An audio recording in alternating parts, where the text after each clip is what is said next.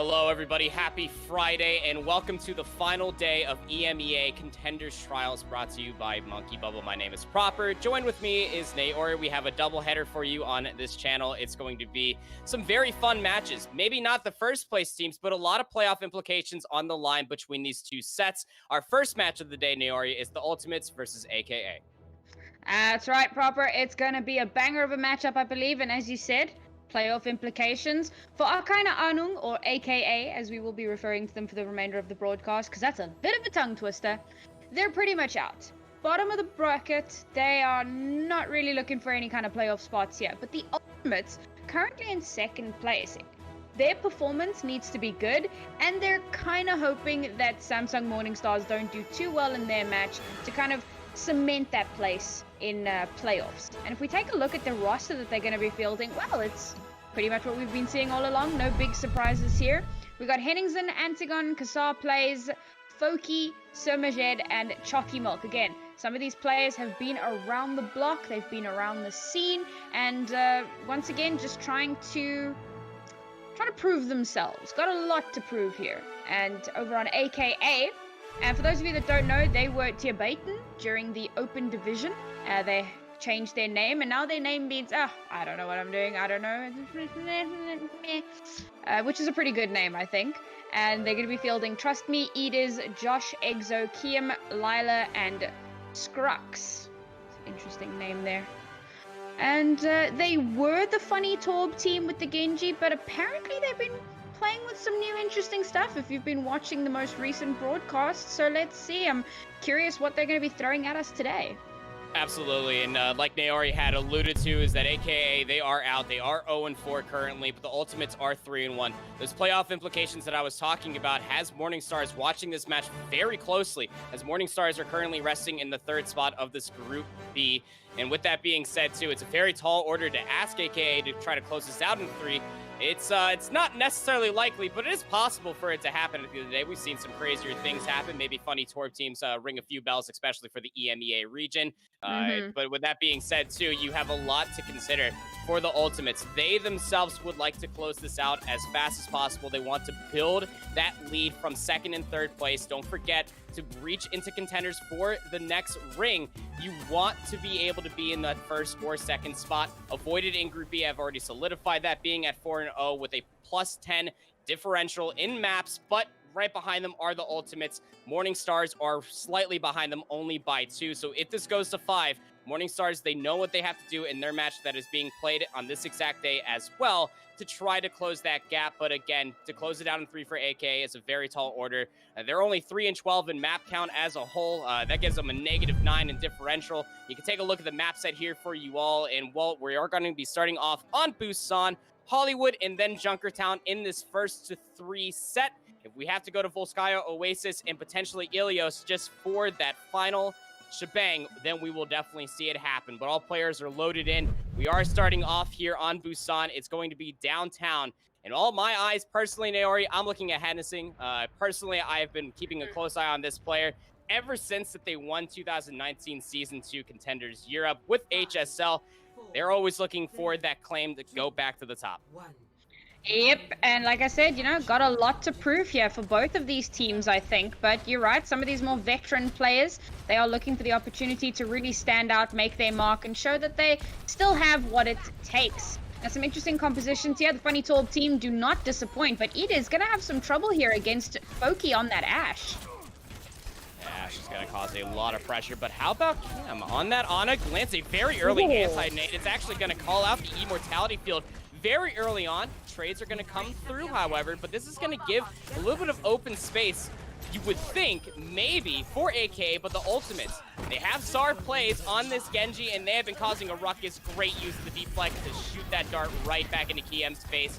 Although AK, they currently have control of the point, you could surely think that the numbers advantage might be too much for them to try to hold on to. Bar Mercy playing back behind this pillar is going to get snuffed out. Lylor goes down, soon followed by Edez. The point flip is there, and the Ultimates are in control. It is doing well there to try and dodge Foki on that Ashe, but unfortunately at that point you have an entire enemy team on your back because most of his team was already dead at the time.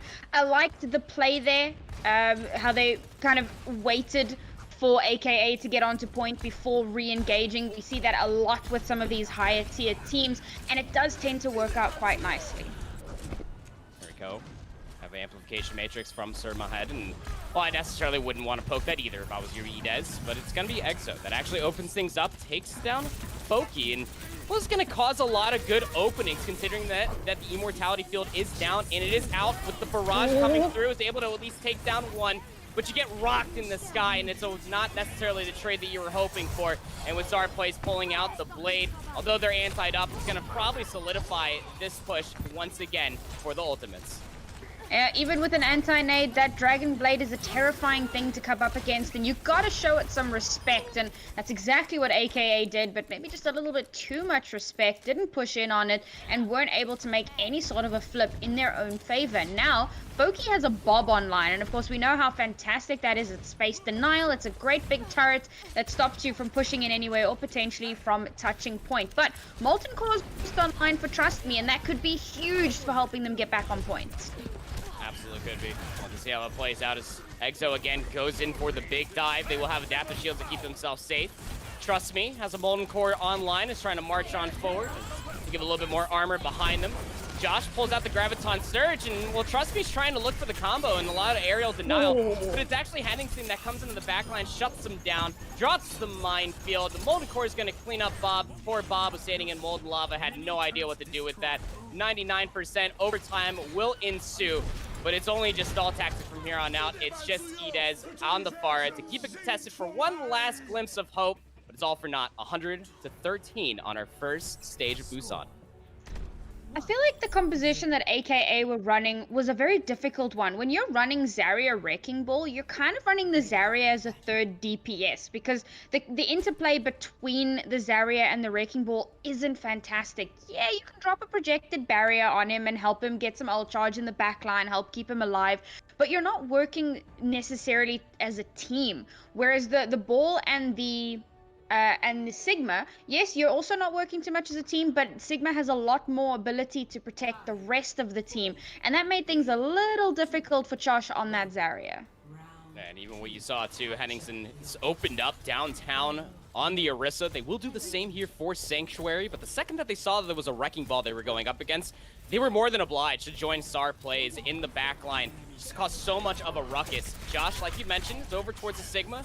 That projected barrier might be able to help things out, but Foki goes over to the one-shot potential kill. Surma ahead for the first elimination here on the second stage of Busan. It's going to open up things quite wonderfully as you do have the bunker down composition, double shields. It's going to help out the ultimates to keep themselves sustained on this point.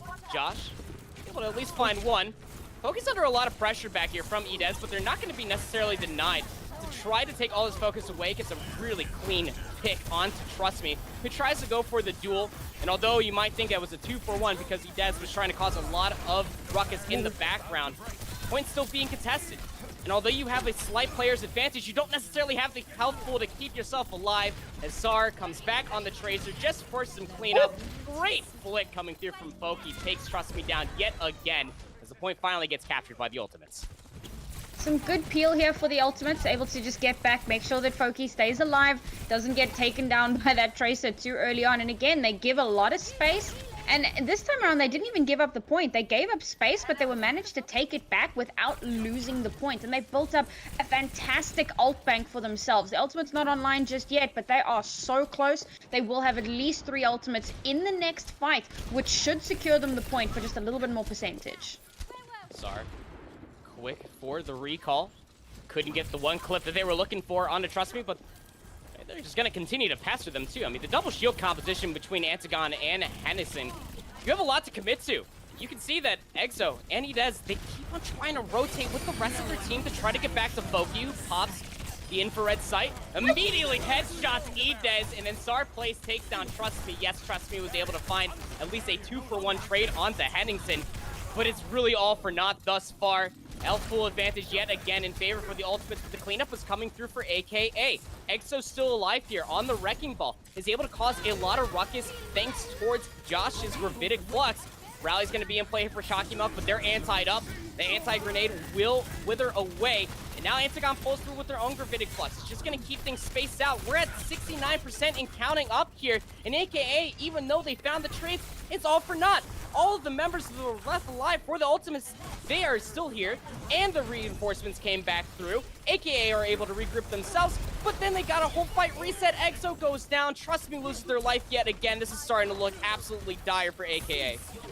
Ultimates are a dominant force to be reckoned with here. That tank line is just so powerful, and now AKA are just being denied even the opportunity to touch point. All they have to work with in this next fight is the infra side, but is it going to be enough? You're already 3 down. Can someone touch? Lylor does get there along with EXO. Could not build the minefield in time, and well, that will be the final nail in the coffin. Great second line of defense coming through from the Ultimates to keep themselves alive there on Sanctuary, playing that drum so wonderfully. You can definitely tell visibly the communication that comes through from these individuals, just following up on just all of the damage that the tanks are trying to create, the space soon to follow, and then Foki with that Widowmaker on Sanctuary too, Naori. That was certainly a spectacle to watch. I must say, you know, so when we look at AKA, and we know from the open division, they were running a pretty particular composition. It was basically the Genji and the Torb kind of over and over again, and it worked out very well for them. They made a really solid run through open division. I think that now trying to swap things up might be kind of where they're slipping up. They want to show their flexibility. They want to be able to counter what enemy teams are throwing at them, but maybe they're just not as rehearsed in these compositions, and so they're not running them as cleanly as they should be. And immediately you can already tell how, I'm going to say it, outclassed they are by the Ultimates at the moment. A team who have, as I said, you know, veteran players that have been in contenders before, that know the drill. They kind of know what it's all about, and they're looking a lot cleaner. However, a lot can change between the first and the second map, so we'll give it a chance, and hopefully we can see a bit of a turnaround from AKA. I just might be able to find it too. I mean, AKA, they are resilient, that's for sure. I mean, those maps that they've even lost to, I mean, you could take it with a grain of salt too, in being able to take Temple of Anubis off of Voided in that match, considering that Voided got a little bit, they pushed the envelope that much further. Instead of playing out their wackier compositions, they went completely off roll and off the script as well, and it was a very fun affair to say the least too. But you know, when we move over towards Hollywood, AKA was actually able to take that off of 01 Esports. And not necessarily something that you could write home about, considering we're talking about two of the lower teams in the Group B side of life here for EMEA Contenders Trials. But Ultimate, you can see with the heat in their eyes, you said it so wonderfully, Noori, they have the experience on their side. Between Henningsen and Chalky Milk, you could definitely tell that all of the grit is certainly there, that they want to make it towards contenders. They still want to prove their worth, just to try to make it back towards where they were finding themselves many moons ago. So, I mean, when you have that in play, and Star Plays is able to flex to find value both on Tracer and Genji. You saw Foki with the Widowmaker. Every single time that they were being pressured out by Edez in the backline with the Wrecking Ball, their tank line got absolutely demolished. And that's dangerous. I mean, your tank line is, oh, it's your front line. It's your first defense against whatever is coming up behind you. So you need to be able to deal with that in some regard. You got to have something there. Yeah, you got the Brigitte, but is it enough really? You know, maybe a sleep dart from an Anna, but it feels like, and something that I did notice about the Ultimates that I did allude to a little bit there was the peel that they had, particularly for that Widowmaker, trying to make sure the Tracer Eaters can't get into the backline and cause havoc. And that's the kind of peel that you want to be seeing. It makes things difficult for the tanks because they have one job, right? And it's not easy being a tank. You got to defend your front line, but you got to make sure that your backline is doing all right. And especially as an off tank, you know, you're defending the main tank, peeling. Sometimes you need to be on a little bit of a flanking mission depending on what tank you're playing. So it's hard, and getting that coordination is really, really important. And I must say, I feel like the Ultimates are doing a pretty good job of that. They certainly are doing such a fantastic job of that. You take a look at the map set, and we'll be Hollywood that we are moving ourselves into after a blistering 2-0 from the Ultimates on Busan. It's only maybe about 13% worth of control in total through those 2 stages that AKA were able to find. So we move on over towards our hybrid map. Gotta unlock the payload and then move it through a handful of checkpoints. You're able to at least force yourself in toward an overtime mode, then time can definitely be of the essence, pun intended. Hollywood will be played out here. It's going to be AKA on defense first. Lining up for the offense. It looks like the Ultimates don't want to swap up too many things. I mean, those Orisa nerfs aren't coming here too soon. Definitely going to be here before Christmas, but Henningsen on this Orisa is definitely making a lot of difference.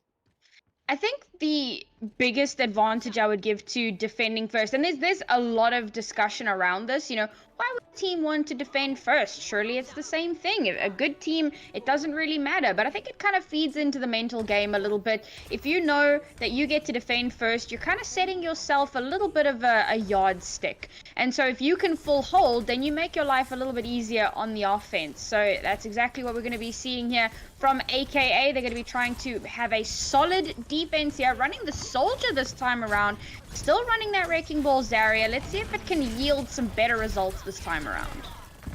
Oh, Father 76 doesn't have a line of sight to be able to help things out in that whole endeavor as Exo goes in, goes absolutely down.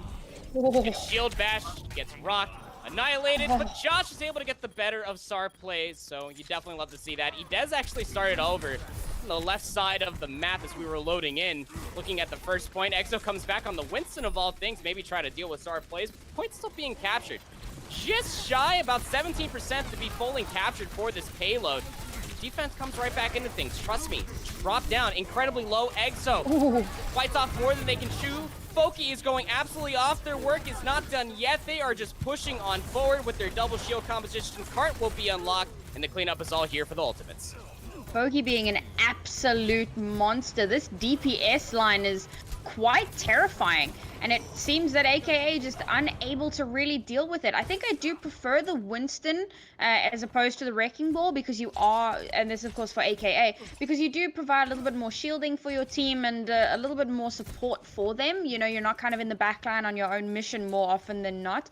Not sure how I feel about the Soldier. I mean, there's a reason he doesn't get a ton of play. He doesn't have the most utility, but if Idez can start bursting some of that damage out, hopefully they'll be able to make a dent in this composition. I'd like to see something to deal with Kassar though. So this composition defensively definitely makes a little bit more sense with Exo on this Winston. The bubble gets a little bit more value, but the nano boost gets immediately shut down. Surma ahead, it just drops the amplification, makes right in front of Exo, says, nice nano boost, here's a window. I'm gonna throw you right through it, and absolutely obliterates them, but the defense are still trying to shut this down. Antigon will come through with the Gravitic Flux. Great flashbang from the top. Foki continues to find value. It's two ultimates for the offense to continue this card forward, and it is rolling through. They see the final players remaining inside the saloon, but Exo comes right back towards the card. Pops the Primal Rage, tries to continue to keep this card contested, so that way they can bind their time a little bit more time to try to get a regroup going, but it's not necessarily working out for them. Foki's still up on the high ground, just causing an absolute ruckus. No one's diving them. Idez pulls out the tactical visor just to try to tickle some of these members, but SAR plays comes through with the Dragon Blade. It's backed up by a rally, and they are just armored all the way up. They are just chopping through everything. Not too many eliminations as we go into the third and final point of Hollywood. The unfortunate thing about the tac visor is that there's too many shields. You're tac visoring into an Orisa and a Sigma. The chances of you getting too much value out of that are fairly low, and that's kind of what I was alluding to when I spoke about, you know, Soldier's utility. And now Exo in a very unfortunate position here, so split from the rest of his team. And this is really good for the Ultimates, because it's going to allow them a lot of free push once they get him down. Oh, this stagger is just so unfortunate. It's just absolutely horrible to see, too. You see a little bit of hero roulette going in the defensive spawn. Trust me, goes over towards the Roadhog. That's a Roadhog. Yeah, Josh comes through on the Hanzo as well, but not too sure what you were doing up here, trust me. Idez also gets cleaned up. And the cart never really stopped moving, by the way. We're at 4 minutes and 20 seconds. Foki will finally use the Deadeye, building up another amplification matrix. We look at a nice little bit of scenery there with the high noon, not necessarily finding anything besides the space, but SAR plays has been farming off these tanks, builds up another Dragon Blade, sees that Josh is just a single HP away from getting cleaned up, and the defense is just getting their faces wiped up against the floors. The cart will surely be capped here. Exo with a final ditch effort on the Primal Rage. They're immediately getting beamed from all corners and all sides. Trust me, just trying to keep things contested, but they roll right past the cart. And it will be a 3-minute and 49-second time bank for the Ultimates. Little bit of a misplay there from AKA. Once that second point capped, course, we saw Exo still in the back line. He had used that Primal Rage, so he was still on cart once the cap came through. And then we saw Trust Me kind of just run straight into the ultimates and get melted. Yeah, that was a definite misplay there. Weird decision-making process must have happened there. And the rest of the team, you know, your tanks have just died. It was shortly after Exo died that Trust Me went down. So the rest of the team, they don't have anything to enable them to push. That's what your tanks are there for. They create the space. So they have to pull back. And that's just free real estate for the ultimates to keep pushing that payload. And that last fight, despite the ultimate, or rather the spawn advantage, you didn't really have the ultimates to back up any sort of a defense there, and ultimates just rolled straight through. They had everything that they needed, and boy howdy did they use it. Oh, they sure did indeed. Trust Me will be hovering over top of this Roadhog for the offense, and I gotta say, it's questionable at best. Let's put it that way. I mean, Roadhog, especially in the sight of all of these individuals, especially for Foki, Sar, and just looks like a nice juicy health pool worth of ultimate charge, if you ask me. Sir, my head is not too far away from that too. They're uncontested. I don't even think that they went down the entire offense, Naori. Yep, they were a absolutely standout DPS duo, and now as we swap sides, we're going to be running with that Roadhog. The Soldier still in play here, liking the charge on the Widow. Hopefully he can get a couple of heads clicked in there. Ooh, that's... you hate to see it. Oh man, Sar says you want to talk about meta? Here's a Genji for you. I'm not nerfed, not quite yet. Exo tries to go back towards the ways that they found a little bit of value on Busan, just trying to cause a ruckus, tries to disrupt some individuals. But how do you get through this choke without a shield? How do you try to work your way through here even without a speed boost? It's just so tough to see, as it's just another fight victory, only finding 2 eliminations for the ultimates on defense. They've really gone for a composition here, aka with not a ton of utility. They're trying to brute force their way in, and sure, you can get a little bit of utility out of Exo if you can get a boop up into the air and they capitalize on that, but it's not great. And now Ida's swapping over onto the Bastion. This may be the most questionable thing I've seen so far in this series, but you know what? Stranger things have happened. Maybe he makes this work. Look, you do want to talk about brute force. Typically, you think of boxing gloves. I think of a Gatling gun, and I really love to see this coming through from Edez. But again, it's not like they have a lot of help coming through. Exo is trying to cause disruption again, just splits the focus. They do end up getting Chalky Milk in Sar plays just to look at them ever so slightly. But they're not necessarily staying alive. Tries to roll back towards the front staircase just to help out Trust Me, but they immediately get obliterated. But wait a second. We have a rogue dash. And work their way to the backside of Cafe. Gonna try to set things up. Gets nano boost. Tries to melt through the shields. But Sir, my head on the other side is gonna join Sar plays. Edez gets absolutely rocked. There's an amplification matrix too. And well, you better run, Edez, because the blade is coming to chase you down, and that is just tough scenes. Immediately gets cut up. Sar plays says, I don't want to see these Legos on my battlefield ever again. Oh, that's solo ult as well. He just used that to take care of Edez, needed to prove a point. And again, this brute force is just not working out. No, it's really not. It's just not. Antigon's gonna pull out. Gravitic Flux gonna clean up Kayam, and well, I mean, it's just tough scenes. You're just seeing just soul ultimate after soul ultimate just because they can.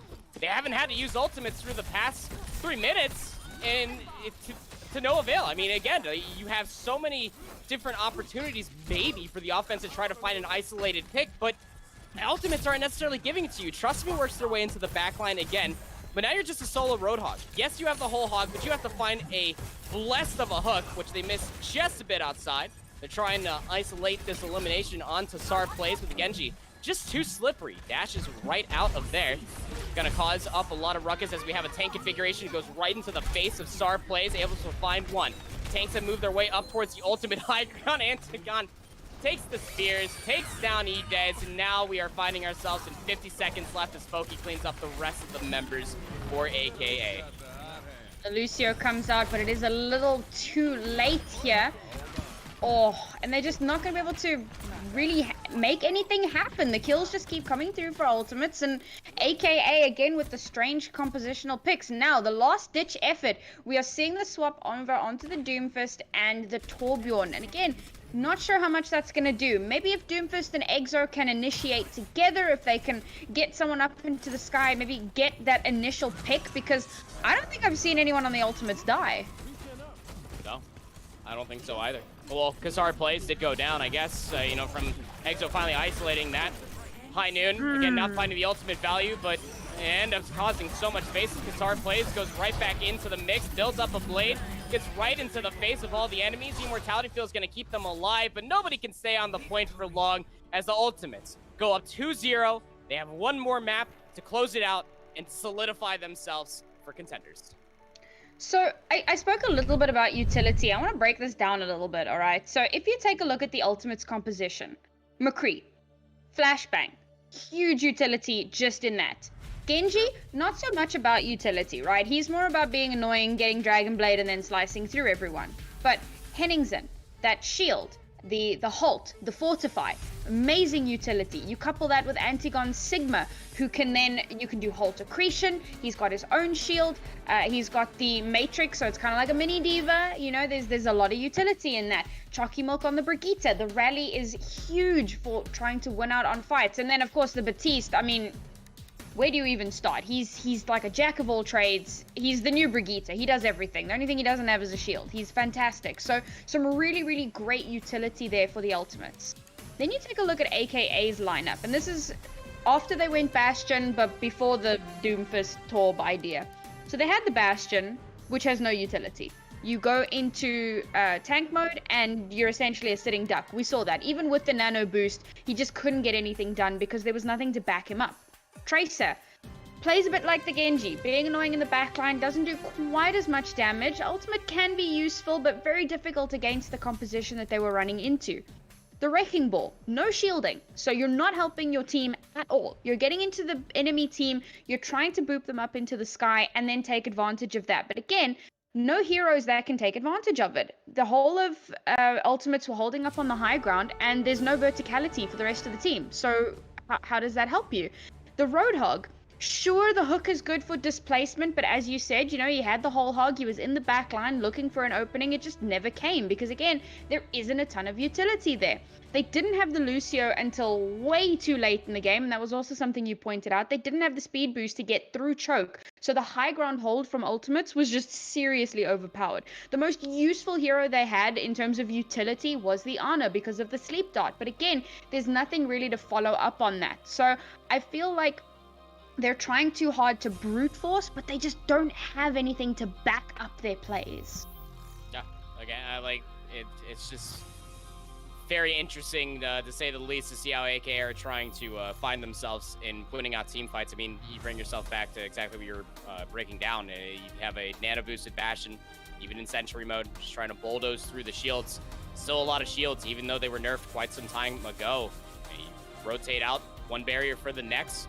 Got immediately taken down, got hit with an accretion, and it was all said and done, and they got solo bladed. It's just one of those things that's just very unfortunate to see.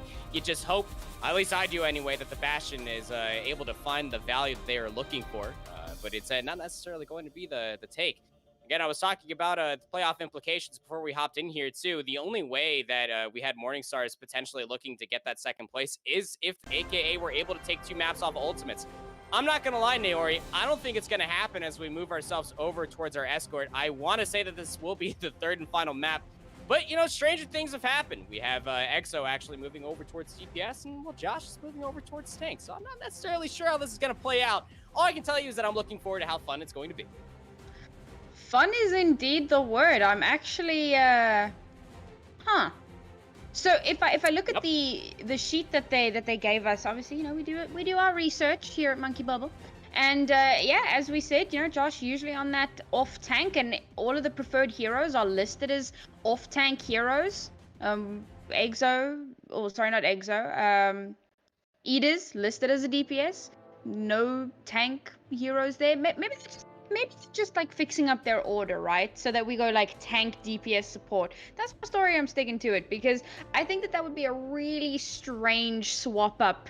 But you know what? Sometimes it's like Einstein said, right? You do the same thing over and over again and expect different results. Definition of insanity. So maybe this is how they swap things up. Maybe this is how they shake ultimates out of their comfort zone and try and make some wonky stuff happen here. As you said, this is potentially the last map that they will get to play in a, well, definitely in Contenders Trials, but maybe for quite some time. So they definitely need to step up their game a little bit here. This is a very important one. Well, I'm sorry, that was very short-lived, and we all got baited too. Even you can't see match chat, but I'm sitting here just giggling like a little schoolgirl about it. Henningsen is just as confused as I am, as EXO will be moving over towards tank DPS lineup with Beach, Buxme, and Edez. So bear with us here. Bear with us here. It is a roller coaster, to say the least. We have Junkertown loading in for you, ladies and gentlemen, but this is going to be a very interesting take nevertheless. You know, if there's any hopes again for Morning Stars to try to make their way into Contenders, somehow, some way, AKA has to take 2 maps here. They're probably sitting here and they're probably already chewed through so many fingernails that they are at their cuticles at this point. It's just so tough to have your destiny being controlled by having one of the low barrel teams of Group B trying to take the second seed of Group B to a map 5. But again, crazier things could happen. It's not necessarily possible at this point. Maybe it is. I'm not too sure. I'm still confused. I really wanted to see EXO on DPS. I'm upset. You know what? I was here for that roller coaster, and I think it would have been really poetic if we had the roller coaster on Blizzard World. But it's not Blizzard World, and it's not a roller coaster. It's just a cart on Junkertown. And, well, let's see if we can get that cart moving. Now, these compositions starting to make a little bit more sense, or at least the defensive composition makes sense, but we'll see how long that lasts.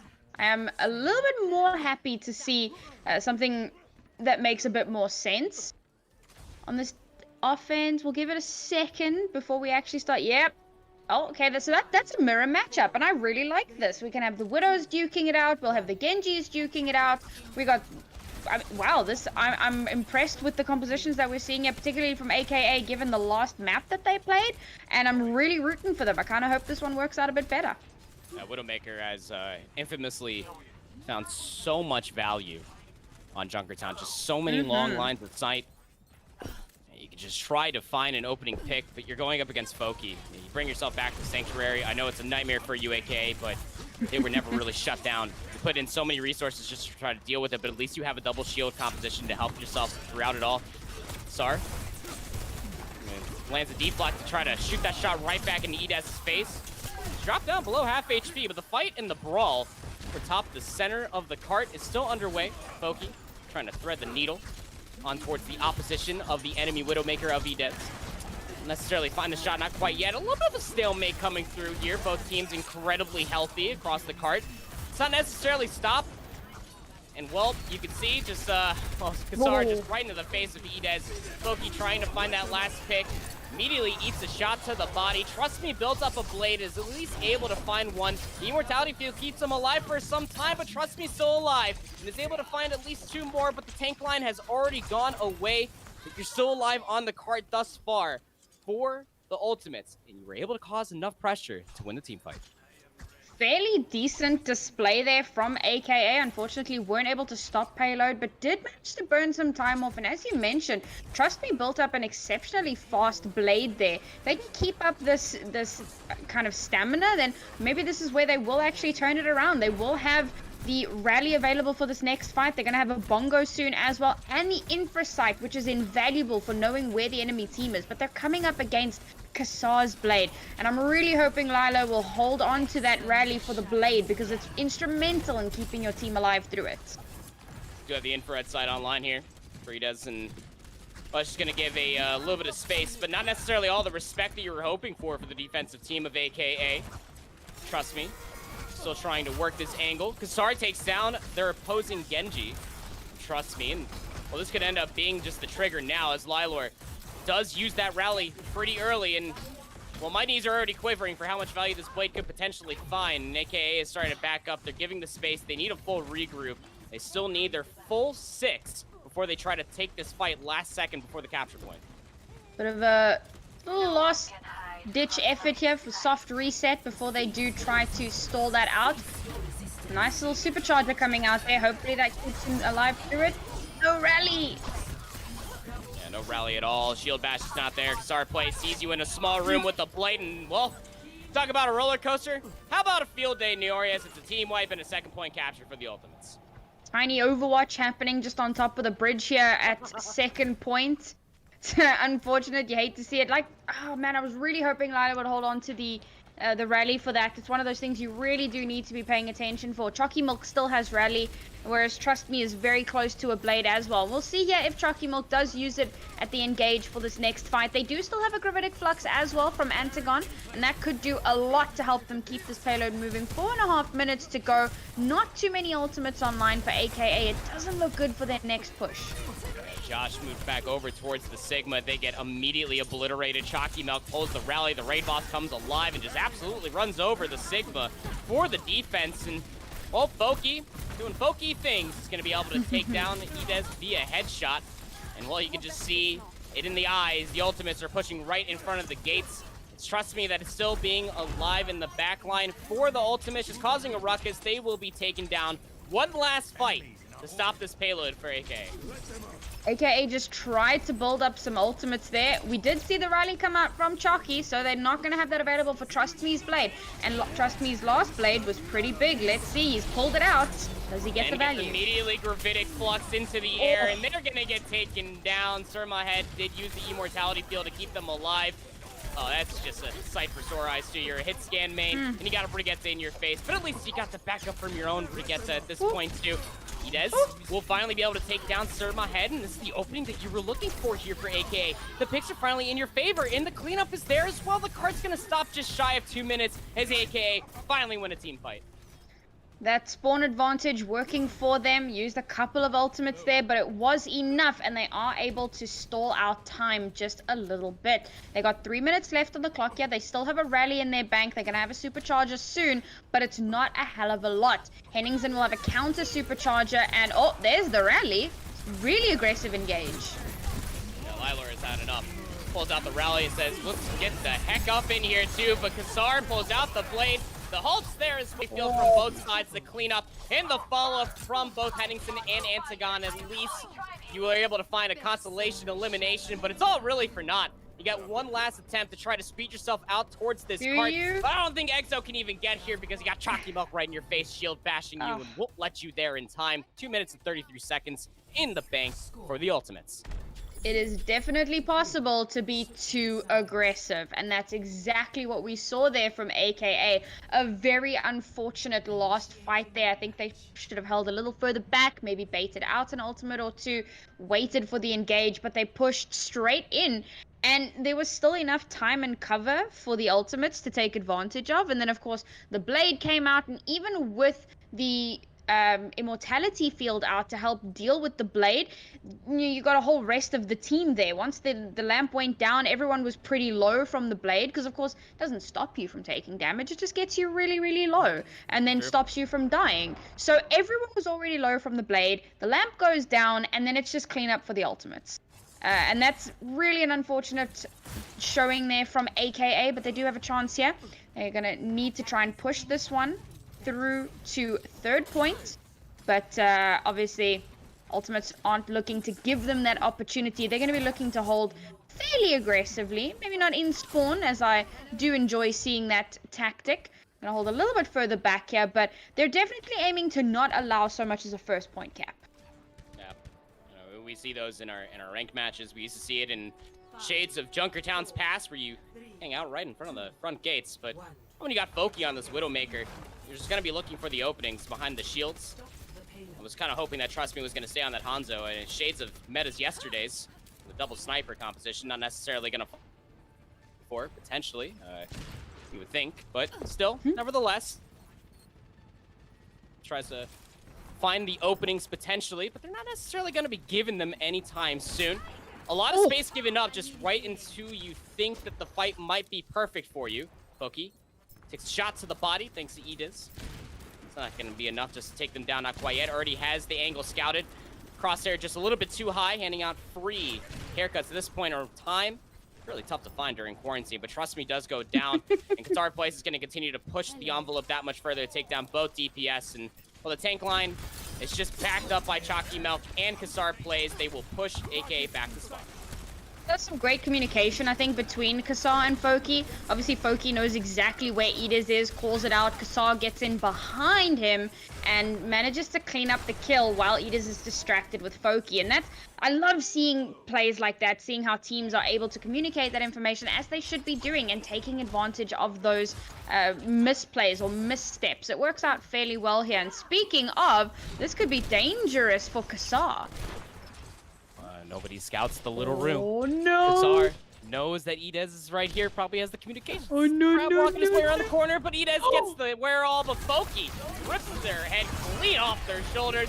Blade comes through, serves follow the halt. Qatar is slicing, they're dicing, they're sending him back to spawn. 2 minutes left on the board, just try to capture the first point on Junkertown. Dragon from the back line. Oh man, that was well played from Kassar there. And as you said, finally, you know, Eda's caught sight of that. Maybe a sound cue, maybe someone on the team saying, oh, by the way, there's a Genji there. And once again, trying to get the shot off onto Kassar. And while he's doing that, while he's distracted, Oki gets the headshot and allows the blade to come through. It's so clean. The off angle from Henningsen just turtles himself up against the shield. And trust me, he's going to bite off more than they can chew. Here comes the amplification matrix. It's going to make Henningsen's shots just ring that much more truer. Boki is able to find Edez as well, as definitely come out on top of this sniper battle. Leaves Josh just at a sliver of HP as they will finally put themselves in towards spawn themselves. And well, look at the ultimate bank. You might think despite might go way of AKA, but have yet to really think that truly yet. I mean, that's the thing. You got to live long enough to be able to actually use your ultimate. And ultimates here, I mean, they're being so aggressive. They're just not allowing. Look at that. Trust me. Doesn't have the blade yet, but even if he did, wouldn't matter. His head's been blown off. Look at the bait and switch. You had 3 members just hanging out in the corner, all stacked on top of each other. Exo thought that they could get to the car cleanly. They somehow get out of there safely thanks to an immortality field. Antagon pulls out the Gravitic Flux. We'll bring some members up. We'll slam them back down. Immortality field is going to help them out. Trust me with the blade. Goes and brings on the paint. Recognizes that that's a lonely Brigitte on the point. We'll be able to take down Chalky Milk. Recognize that Sir Mahad was almost able to get taken down themselves as well. That's going to end up being Kiem that is able to get the cleanup that they were looking for. 35 seconds left. And I believe that you should be able to get another contest here if you're the Ultimates.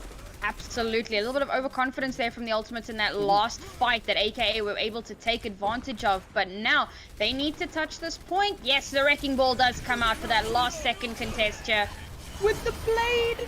Yeah, Kasari immediately takes down the Immortality field, turns around, takes down 2, immediately gets in the face of Edez, who misses the shot just a bit wide. 7 seconds and counting down. Exo swifts over towards the Wrecking Ball, but you can't get here in time. It's gonna be done in 3. Punching their tickets to contenders will be the Ultimates. They take down AKA 3 maps to 0. Just when you thought it was safe, just when you thought you could possibly be getting that cart all the way to the checkpoint, the Wrecking Ball comes out, Kassar whips out the blade, and in the blink of an eye, your whole team is dead. And that was really unfortunate for AKA, and let's face it, their run through trials has not been what they were hoping for. And it is a little unfortunate to see, but you know what? There's always next time. Thankfully, the rotation of Open Division and Trials is fairly quick here, so they have an opportunity here to go back, reevaluate their strategy, and hopefully come back bigger, stronger, and better for the next one. But as you said, with a map differential like that, the Ultimates looking pretty solid. I think, as you said, confirming their spot in playoffs, and well deserved, I'd say. They played so clean here this evening. Yeah, good job, guys. Yeah, and with that being said, too, they do move up to a 13-4 map differential, so it is actually out of the grasp, I believe, just mathematically impossible for Morning Stars, who are at 10-6 right now. Even if they win their next series 3-0, it's just not going to be there for them. It's just a very unfortunate circumstance for them, considering Morning Stars as a name. But like you had mentioned, you do have the rotation for trials, contenders, and how everything works coming back up through Open Division. Certainly would say that this is not the last time that we will see AKA for sure. They definitely have some bright stars, and they definitely have a lot of grit and a lot of a lot of resilience, let's just put it that way too. But again, like you said, it's not necessarily the run that they were looking for, but the run definitely coming through for the Ultimates. No, they won't have the first seed. Their only loss was actually towards the #1 seed in Group B to avoid it, but still a good run for them nevertheless, as they solidify it with a beautiful bow in this final series for them. Yeah, really well played to both of these teams. And I believe we're going to be having an interview proper. I'm not sure if it's being communicated to us just yet who that's going to be, though. Oh, well, it seems that Foki is the one that wants to be joining us, too. And I believe you end up saying, my good man producer guy, is that we wanted to throw to a quick break before we end up getting this one in. I already kind of sitting there for the interview. But, we'll go ahead and get that all set up for you all. But on this other side of a very short break, we'll have a nice little chat with Foki.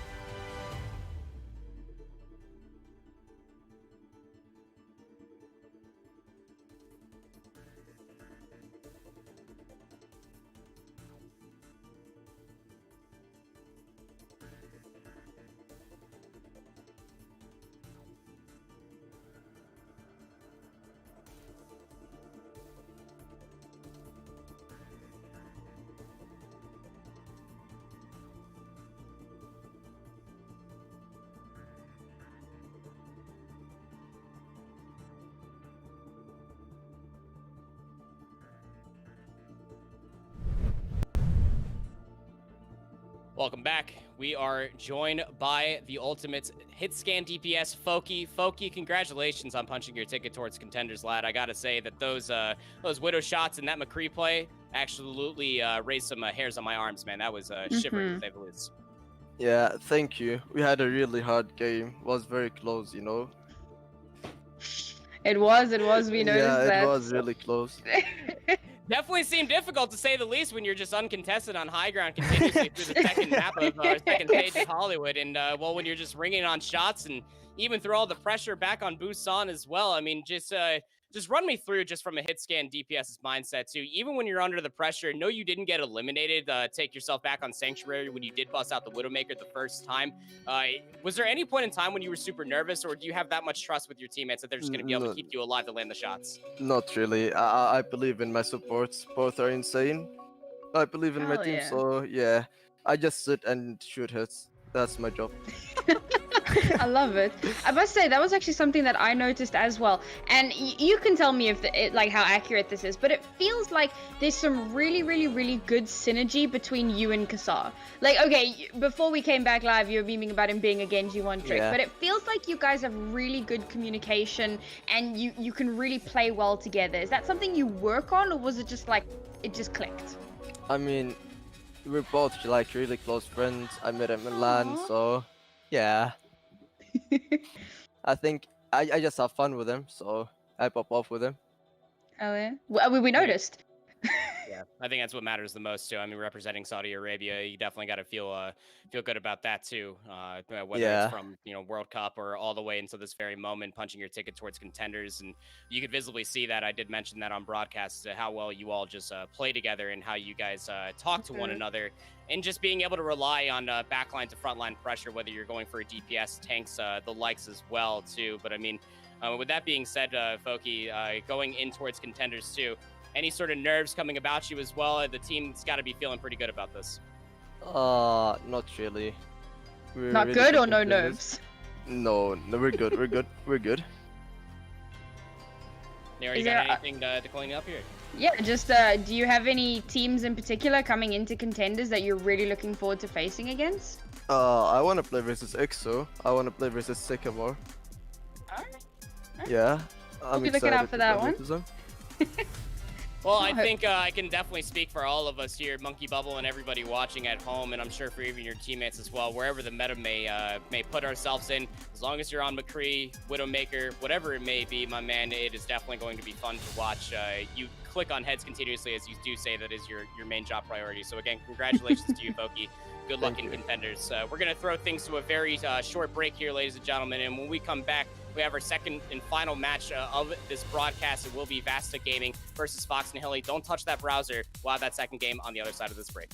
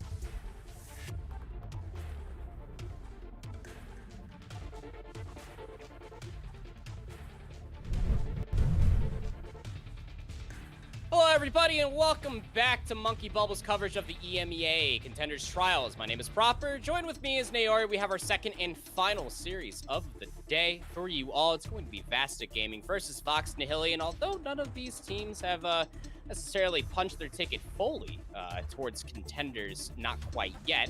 VASTA is currently sitting in the 3rd spot, and Vox Nihili sitting in the 4th. This is a Group A match. There are some things that are still lying in the wakes for the potential of VASTA to get in here. You know, it's very weak hinges on this door, I should say, as it's about to completely fall off. I mean, you have VASTA that if they do win this in a 3-0, yes, your destiny is 100% in the hands for ASMR as they face Angry Titans on this very day as well, Naori.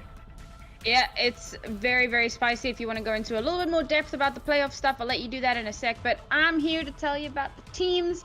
That's where my heart lies, and you did mention VASTA, and VASTA have been on a bit of a streak.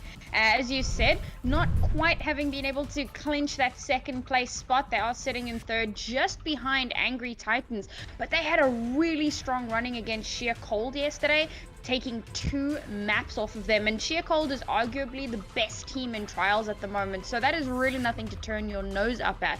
We take a look at Vox Nihili, who, I'm gonna say it, kind of boomed yesterday, and with a solid 0-3 versus Stop Toxicity. And Vox Nihili is a team that's been around for quite some time. They've usually performed exceptionally well. Not too sure what went wrong yesterday, but that has really kind of messed with their map differential here. Not looking too good. But let's have a look at these rosters and see if we can figure out what's gonna happen today. VASTA, if you have been with us all week, Disperse, Explorer, Abs, Rocket, Kagi, Nipperhog, Sauna, A&J. Now that's a lot of players. We might be seeing some swap ups here and there, but again, some of these names are names that you should be familiar with, specifically talking, you know, Nipperhog, A&J, Rocket, been around for quite some time. And if what I will really say about VASTA is that despite having lost visibility recently, they've still been performing exceptionally well. We take a look over here at Vox Nihili again. Players you should know: Jaru, Vendetta, Ido, Pingu. Pingu, I do love that name. Admiral, Raptor, Nat, and Theomatic. People that have been around the scene for quite some time. They had a lot to prove coming into this Proper, but I'll let you go ahead and talk about those playoff contentions because I don't think they're making their point. You brought up just a solid point as well. I mean, Vox Nihili, this is a team, I mean, all the way back to the Go for Overwatch days that I started casting Overwatch. This is a team name that has been coming up time and time again. Even coming in and out of Overwatch, I've always been seeing Vox Nihili and always wanting to see this team try to reach the tippy top of this region, but there's always just something getting in their way. Sometimes it's just themselves, but, you know, they're definitely not making Contenders. That's to say the least. They've only won a single series, and that was a 3-0 over ASMR Esports on the 2nd day. They suffered an 0-3 loss versus Stop Toxicity yesterday, but even if they were able to win that too, they still wouldn't have been able to make it just there. But they have a really solid chance to play upset here. That if they put their best foot forward and they're able to take a few maps off against VASTA, if not just win out the entire series, VASTA's chances of pushing past Angry Titans, it's all out of the window. As you take a look at the map series, again, nothing's going to change from the first series that we had as well. Busan will be the first map here for Control to start things off. Hollywood and then Junkertown. If we have to go past the 3 maps, as this is the first of 3 series, we will have Volskaya, Oasis, and the final map, if need be, will be Ilios. But we are starting off on Sanctuary this time, Naori, and, well, if we know anything about this current meta, only expect a lot of good Genji play. You already talked about how we don't have young, beautiful Buck Facility playing for VASTA anymore, too, but they still have a very strong projectile DPS with them today. Yeah, absolutely, and we'll see how well that works out for them. They're going to be having Sauna. Now, we do know that Symmetra is just to get out of spawn, to get you onto point faster in lieu of a Lucio, because let's face it, the Brigitte Batiste lineup is just insanely strong right now.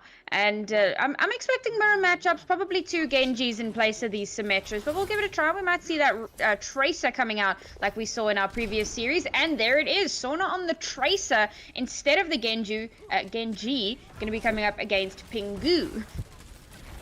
I think we can go ahead and just agree that Pingu on Genji could be called Gengu. I'm quite okay. You know what? With that, I'm down with that. I'll toss it off to the board. They'll probably disagree with us. But yeah, Sana is over here on this Tracer. a little bit of a difference, and the only difference at that in between these two compositions is Pingu, like you had mentioned, is on this Genji. Okay, just looking for this off angle. We'll be able to find, a clear headshot right onto Admiral Raptor. See a next team fight. The immortality field is going to come down from Abs. Cage is uncontested. They will break this window. And, well, just a moment too late here, Pingu, as you will be able to find at least the trade. But you lost all the rest of your teammates. They're gone. They're back in spawn, and you're going to join them. That was such a dominant display there. And Kage using that off angle to such good usage, making sure to create a little bit of a crossfire so the rest of the team has drawn everyone's attention. And Ido not managing to take the duel there. In fact, he wasn't even the first to go down. He wasn't contesting Kage, and that needs to be happening. Probably just getting bullied by Sauna and just unable to contest, and that's super important coming up against a Widow like Kage.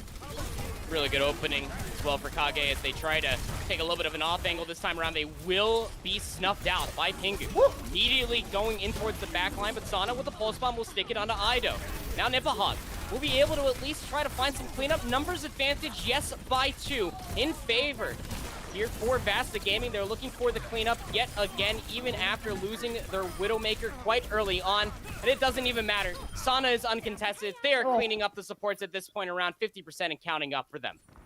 And that initial engagement is so important. So you have Pingu harassing Kage and you got Sauna harassing Ido. Both of them managed to achieve what it is they set out to accomplish. They take down the Widowmakers. And while that's happening, you got 4 tanks and 4 supports brawling it out on the drum. You need to get back to your team in time. And unfortunately for Vox Nihili, VASTA were just better. They were able to regroup better. They had some fantastic focus fire there. And yeah, now we're going to start things off with a lot of ultimates. Yeah, double support ultimate coming out will be the amplification matrix and the rally from A&J. VASTA looking to solidify themselves on here, but Vox Nihili at least trying to show their grit. Sauna still uncontested, by the way, just causing so much of a ruckus. The immortality field at least coming out to keep those tanks alive just for a little while longer. Vendetta with the Sigma, just trying to find the space that they need. Pingu not finding the value in the blade, but at least with the Genji kit is still finding the eliminations in the space for themselves. Sauna is still alive, by the way, 4 HP, and a dream as well as they get slightly healed up, but they're going to get taken down. The point was flipped, 97% towards the 12 for the numbers advantage. Just a little bit too much to bear. Slightly, I like the change in their approach from Vox Nihili. Instead of going straight after Kage, they played around shields a little bit better, focused down the Batiste to make sure that the healing wasn't there. So utilizing the shield to deny Kage value and getting the healer out of the way, that allowed them the space they needed to win the fight. A slight permutation on how you would run that fight, but it worked out exceptionally well for them. Now we need to see, how do VASTA adapt to this? Do they take a similar approach, or we're going to go back to Sauna just trying to bully Ido in the backline and then trying to engage based off of that? Well, that was the first time that they went down. That's their first death. And Supercharge is going to open things up here from Rocket. Amplification Matrix on the opposing side from Nat. Going to be a little bit respectable. Oh, that's just one of the scariest things I'll ever see if I've ever played Genji, is A&J just bashing right in front of you, but at least you don't have to worry about the shield bash stopping you in your track. Ido under immediate pressure. Gravitic Flux coming through from Nipahog. Will pull up 2 members. And Sauna's going to be right there for the cleanup onto Ido. 1 player advantage now in favor for VASTA Gaming. Make that now a 4v6 in their favor. Vox Nihili, Pingu with the blade, just trying to find the value. Immediately takes down A&J after the rally had gone away. Gravitic Flux now coming online for Vendetta as they try to find the opening, and they're able to do just that. The cleanup is good. VASTA Gaming get pushed back yet again. Another nice, strong, solid defense here. Oh, Kage taking down Pingu, though. That's a nice little opening, and everyone is back from spawn at this point. So this is going to give them a really good opportunity, especially if they can get the Amatic down. Oh, manages to heal up, but nice pick off there onto Vendetta proper. Yeah, beautiful pick. Pulse Bomb will immediately take Vendetta out of this fight. We are in overtime. The point will be flipped. 99%. Someone's got to touch. They're able to do just that. Theomatic coming back on the Wrecking Ball. We'll be able to keep things going, but Ido takes down Kage as Kage was looking at a dancing Pingu on the middle drum. Now we have a numbers advantage in favor for Vox Nihili and an uncontested Ido, but there's a shield right in their face, so they got to work their way towards the side stairs. Vendetta comes back on the Reinhardt.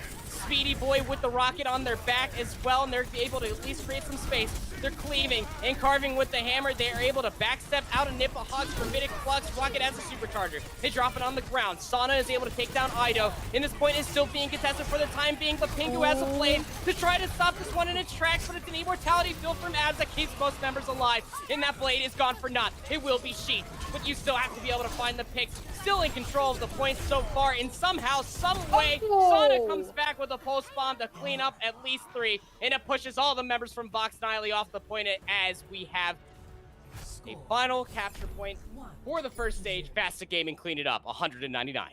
That was so close for Vox Nihili. In fact, if that blade had gotten a little bit more value, because they pulled out the blade and the Wrecking Ball mines at the same time. That is so much utility. That's great space denial, and the blade it's terrifying. You generally don't want to, engage when the blade is out, even when you have the immortality field, because as I mentioned in the previous series, it doesn't stop you from taking damage, it just stops you from dying. So once it's gone, you're all incredibly low. And they still managed to win out that fight off of the back of a phenomenal sticky bomb from Sona. Moira didn't even have Fade at the time, wasn't able to get out of it. Both supports down, and that was that. You call it GG's for that map. Yeah, GG's only in chat. We have, again, Rocket with this Orisa just finding so much value with the halts.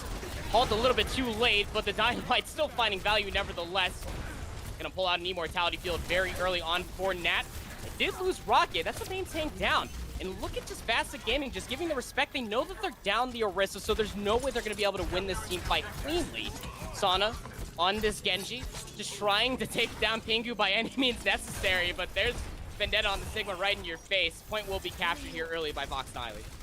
Nice early point capture, and that's kind of a great position to put yourself in, but we're not seeing a backing off here from VASTA. They are just going to maintain a very strong, aggressive presence, and they're slowly building up those ultimates. Looking at Sona now, so close to a blade, somewhat lapping Pingu, and if they use that as an entry, then that could be the cleanup they need. Could be just a cleanup, but that is a lot of burning members from VASTA, and they got to try to stay alive. Under 50 HP. No dream alive as Ido throws Bob into the mix. Rocket is at least able to find the trade, but it's really not going to mean much of anything when you have that point in control. Vox Nihili with a clean team fight victory by way of Dynamite. A lot of potential there for VASTA to turn it around, but yeah, that Dynamite came through, got everyone insanely low. Even the rally came through to try and help with all of that, and it just wasn't enough. And now, they don't have a rally for the next fight. They don't have a rally for Pingu's blade. They don't have anything for blade, in fact. However, Sona has a blade of his own, so still having hung on to it from the previous fight, this might be where he makes it happen. Pingu is going to have to use that dash just to get themselves out of dodge. Kage did start this fight with a Bob, not finding the value. Blades in harmony of one another, but it's immediately Sana that gets cut down out of theirs, and Pingu will find halted members from VASTA Gaming all coupled together. 25% needed here to win the second stage of Busan. What a solid defense there. Pingu manages to pull the blade out and outblade Sona. VASTA not looking good here in this very first, or in the second map of the first map. Nipahog going to be coming in with the Gravitic Flux, which again has a lot of potential to get some stuff done, but they need to have the follow-up. Really good call here to drop the supercharger early.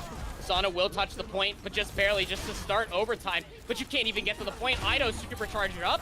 They are just ripping you apart as soon as you were trying to touch here, and there's no other member to try to get there in time. A&J, they certainly tried their shield bash and taken down 100-0 on downtown. We're headed to the mecha base. That was way more one-sided than I expected, given what happened on Sanctuary. I thought that this would kind of, again, just go toe-to-toe here, but as you said, coming through onto our third map of Mecha Base. Curious to see what compositions are going to come out. If they're going to stick on these Ashes, which it looks like they might. I know that Mei does tend to get quite a bit of play here because you're going to be using a lot of chokes, particularly with her wall and her AoE endothermic blaster. But these guys, oh, there we go. We got one Mei on the field. You love to see it. And that's probably going to do a lot to help deal with Pingu on that Genji, I feel. But Ido, for this, going to be sticking on the Ashe. And interesting to note, Vox Nihili Okay, no, they just used the Lucio for the speed boost, not using the Symmetra teleporter strat this time around. They're mixing it up, keeping it fresh. I do respect what VASTA did as well. You want Sana on the Mei to get to the fight first before your hit scan DPS. So Kage started off with the teleport and then Coach Gun out of spawn. Mirroring high ground.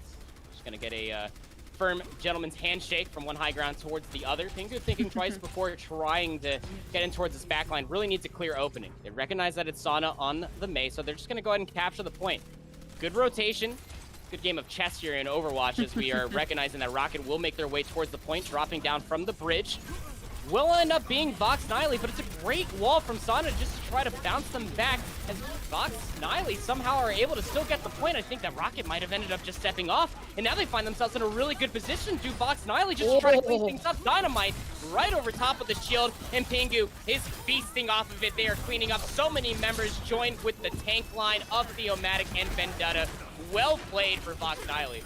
Vox Nihili putting on a clinic on how to soft disengage. That was done so well. So they drop one player onto point just to get that time ticking over, get that capture. As soon as they get the capture, they all just pull back. And they wait for VASTA to use a bunch of their abilities and have it all off of cooldown. Rocket's shield was basically gone. Nipperhog's shield was also basically gone. And as soon as it was getting close to the capture, they re-engaged. Dynamite comes through, immediately takes down Abs. No immortality field, or was not in it completely. Admiral Reptar with the rally will give a little bit more oomph behind Pingu's blade.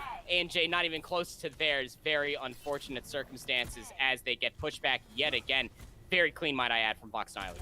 Very well played there. Solid defense. Quite aggressive. Used a couple of ultimates, but it was definitely worth.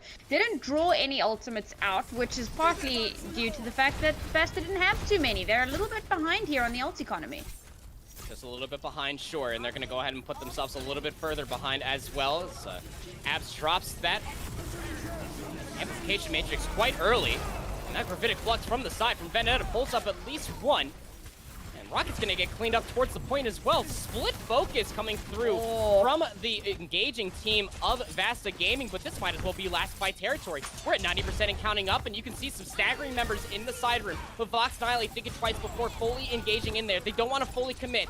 ANJ now with the rally, he's gonna be able to keep members alive. And Sana with the Blizzard's gonna throw it on the point. But the immortality field is gonna help keep Vendetta alive, but they're gonna get cleaned up immediately, you would think, but no, all for naught. And Nipperhog with the gravitic flux found absolutely nothing. It's just Kage with a bob that at least finds a single trade. But now you just got to try to spin to win, and Rocket won't be able to spin too much longer. 99% to 0 overtime, just counting on down. Abs on the Lucio, trying to stay alive for as long as possible, joined by Sana on the Tracer. They are just doing a good job at that, dodging and weaving towards the point, but it's all for naught. 100 to 0. 2 stages in a row for Vox Nihili after losing 199 on Sanctuary. Wonderfully played by them. They regrouped so well. I mean, we kind of mentioned it in at the top of the round here, or the top of not top of the broadcast, but before the match started, top of the series. And Vox Nihili had a little bit of a boom earlier this week, but it looks like they're back on form somewhat here. I like the way that they played. They had some fantastic soft disengages. They did so well to make sure that they were waiting for VASTA to burn all of their utility before they actually engaged and attempted to make any sort of a play. And even if they weren't waiting for utility to be done, they waited until they knew that they could win a fight easily. For example, we saw that Riley Blade come through on one of their defenses, and it worked out so well because they knew that VASTA didn't have anything really to help with it. Sure, they had a immortality field, but it's not a heck of a lot, particularly when the rest of your team can just, destroy the lamp. And there you have it. Hot knife through butter. They managed to mount a very solid defense. It is only map 1, however. We still have an opportunity for them, and by them I do mean VASTA, to try to turn this one around. Vox Nihili with a very dominant last 2 maps there. It might take quite a bit out of VASTA to turn this one around. Yeah, but even with that single map loss too, this is just so devastating for VASTA if you think about Contenders' implications here.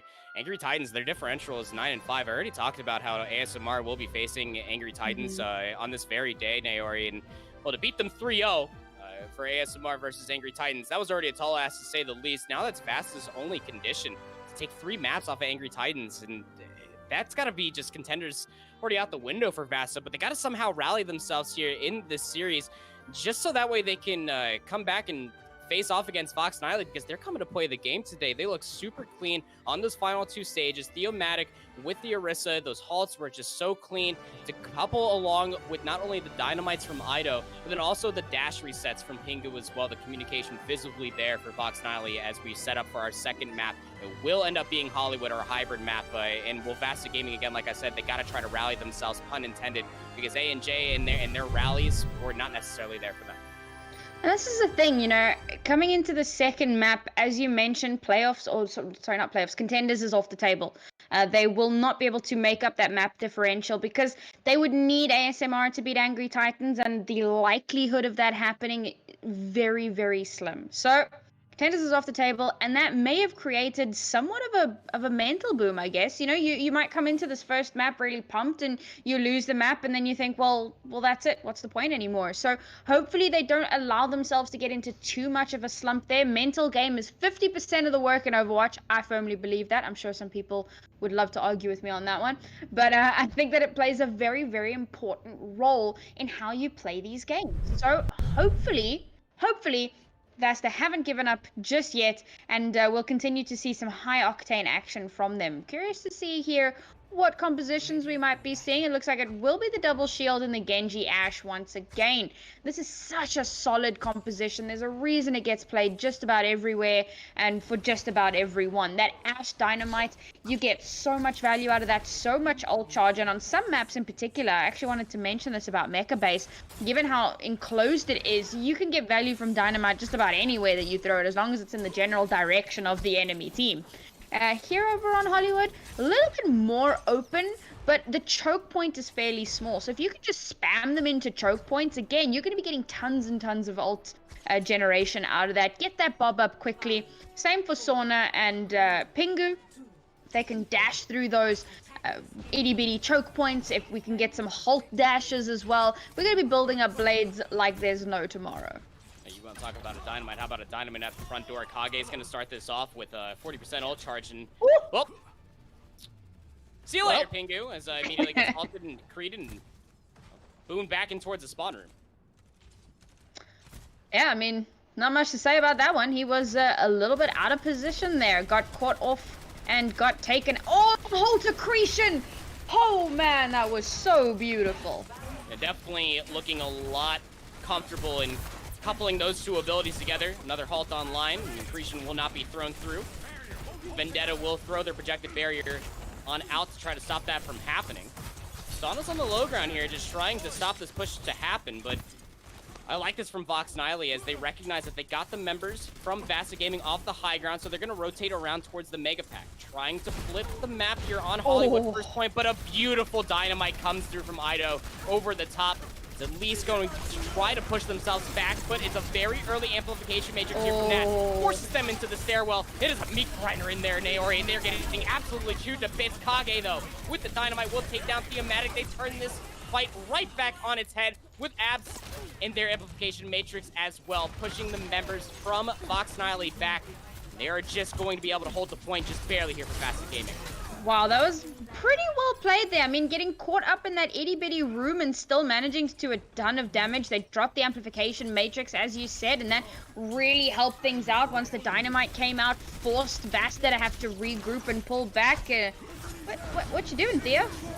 Oh, what a bait. Fantastic.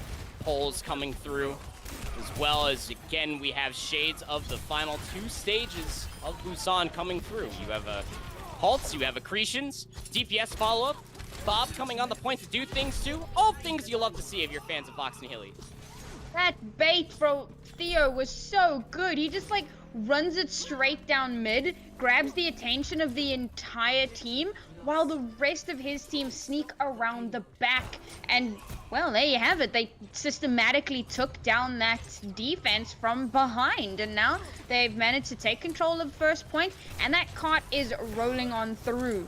Oh, and that's a dead Sauna. Still trying to fight this one, though. End up having Rocket trying to poke back around. They immediately get halted back up. Shield bash from A&J is going to put themselves back in towards the safer environment, you may think, but Pingu has a blade. And well, the immortality field's gonna be there, but really not for long as Kage just throws the...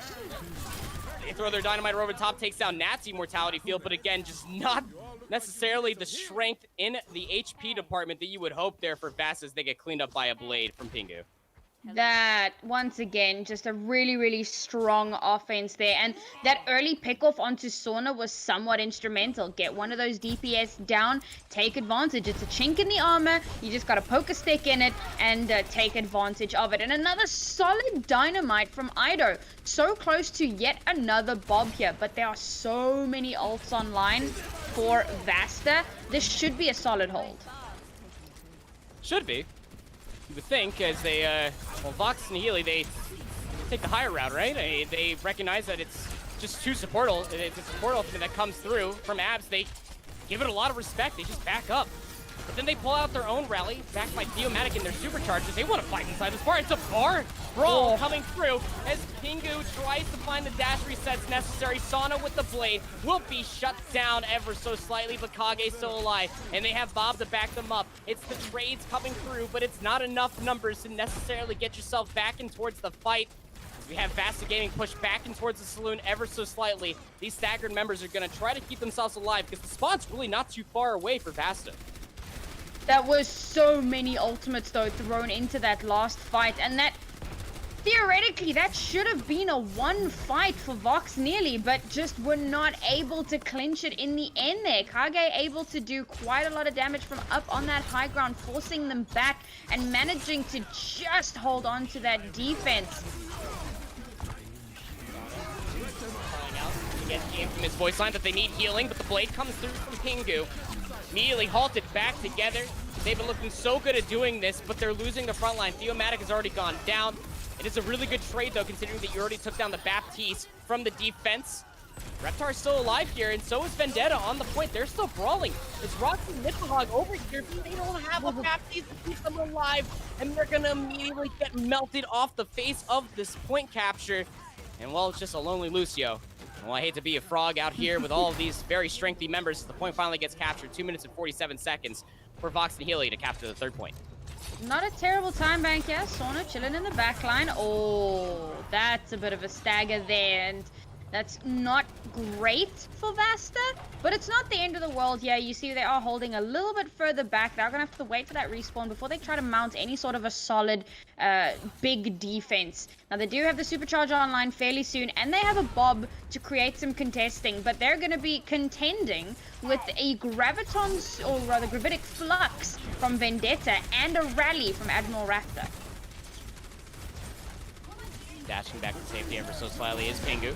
Gravitic Flux, the Hulk comes through, tried to dash to safety, was Sauna, but they're immediately pulled right back in it. Abs will drop the immortality field, will keep the tanks alive for a time being. But it's just so much health and just so much grit behind the strength of the brawl from Vox Nihili. They are pushing on forward. They are trying to punish all of these members behind the trailer. The card hasn't stopped moving, by the way, with finally some good trades thanks to the spawn advantage for VASTA Gaming as they find themselves just 1 minute and 40 left to stay alive, to deny this third capture point, Nari. Well played there to pull back once Rocket dropped the supercharger, and that is one ultimate out of the way here. And speaking of ultimates, not looking too good here for our esteemed attackers. They've only got the Genji Blade to really work with here. Soon a supercharger, but is it going to be enough? They're coming up against the window, and that's just been popped. Abs will drop that amplification matrix short. Well, meeting of the minds there between two deflects, and they're just going to go ahead and take a minor reprieve behind that one. Vendetta trying to poke their spears through this small little door. Sauna pulls out the blade, immediately dashes through Nat, but they're bounced right back into the air. This is not zero gravity, by the way. It's just a whip shot that comes through from Animal Reptar, but they immediately dash back down towards the ground. Sauna's going to get the cleanup thanks to the help from the tank line. One more team fight, Naori, to deny this last capture point. Now, we did see Vox Nihili hold on to some of their ultimates there, and that's good because they're going to need them for this last little push down to 30-odd seconds, and they need all the help they can get to push this through to last point. Supercharger, Blade, that's a dangerous combination, but they're coming into a Gravitic Flux and a Bob. That's going to do a lot to try and deter them, try and deny this push. both Genjis again, meeting on the mine. Rocky goes down incredibly early. That is just devastating for the offense, but Kage will drop the Bob. Immediately gets absolutely destroyed and towards the corner.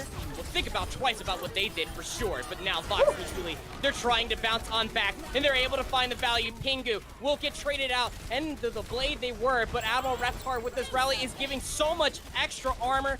Ido with the Bob, throws it on back, speeding back towards the point is Rocket on the Reinhardt, but the numbers advantage is just too strong for Vox Nihili. We're in overtime, and they're just got the cleanup in favor. A&J couldn't touch the point, and even if they did, it wouldn't be for long, as it will be a third and final capture point, but no time in the bank for Vox Nihili.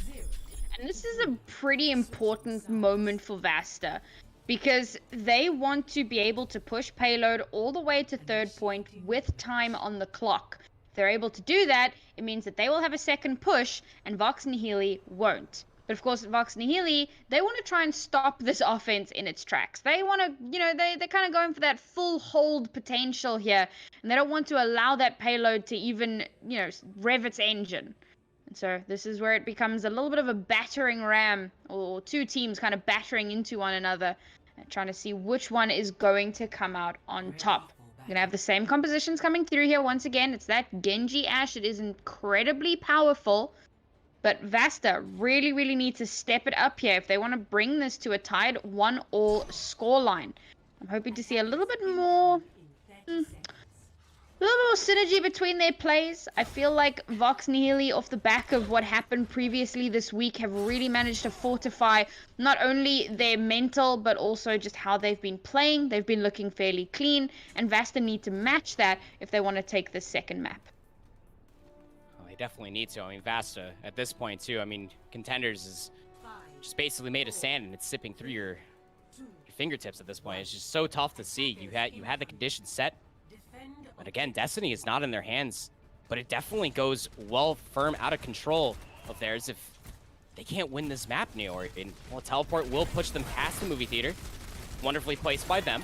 They will go over to the choke point that everybody meets up to anyway, but they won't meet a lot of damage along the way, I guess. That's ultimate charge that is denied for the defensive Vox Nihili for the time being.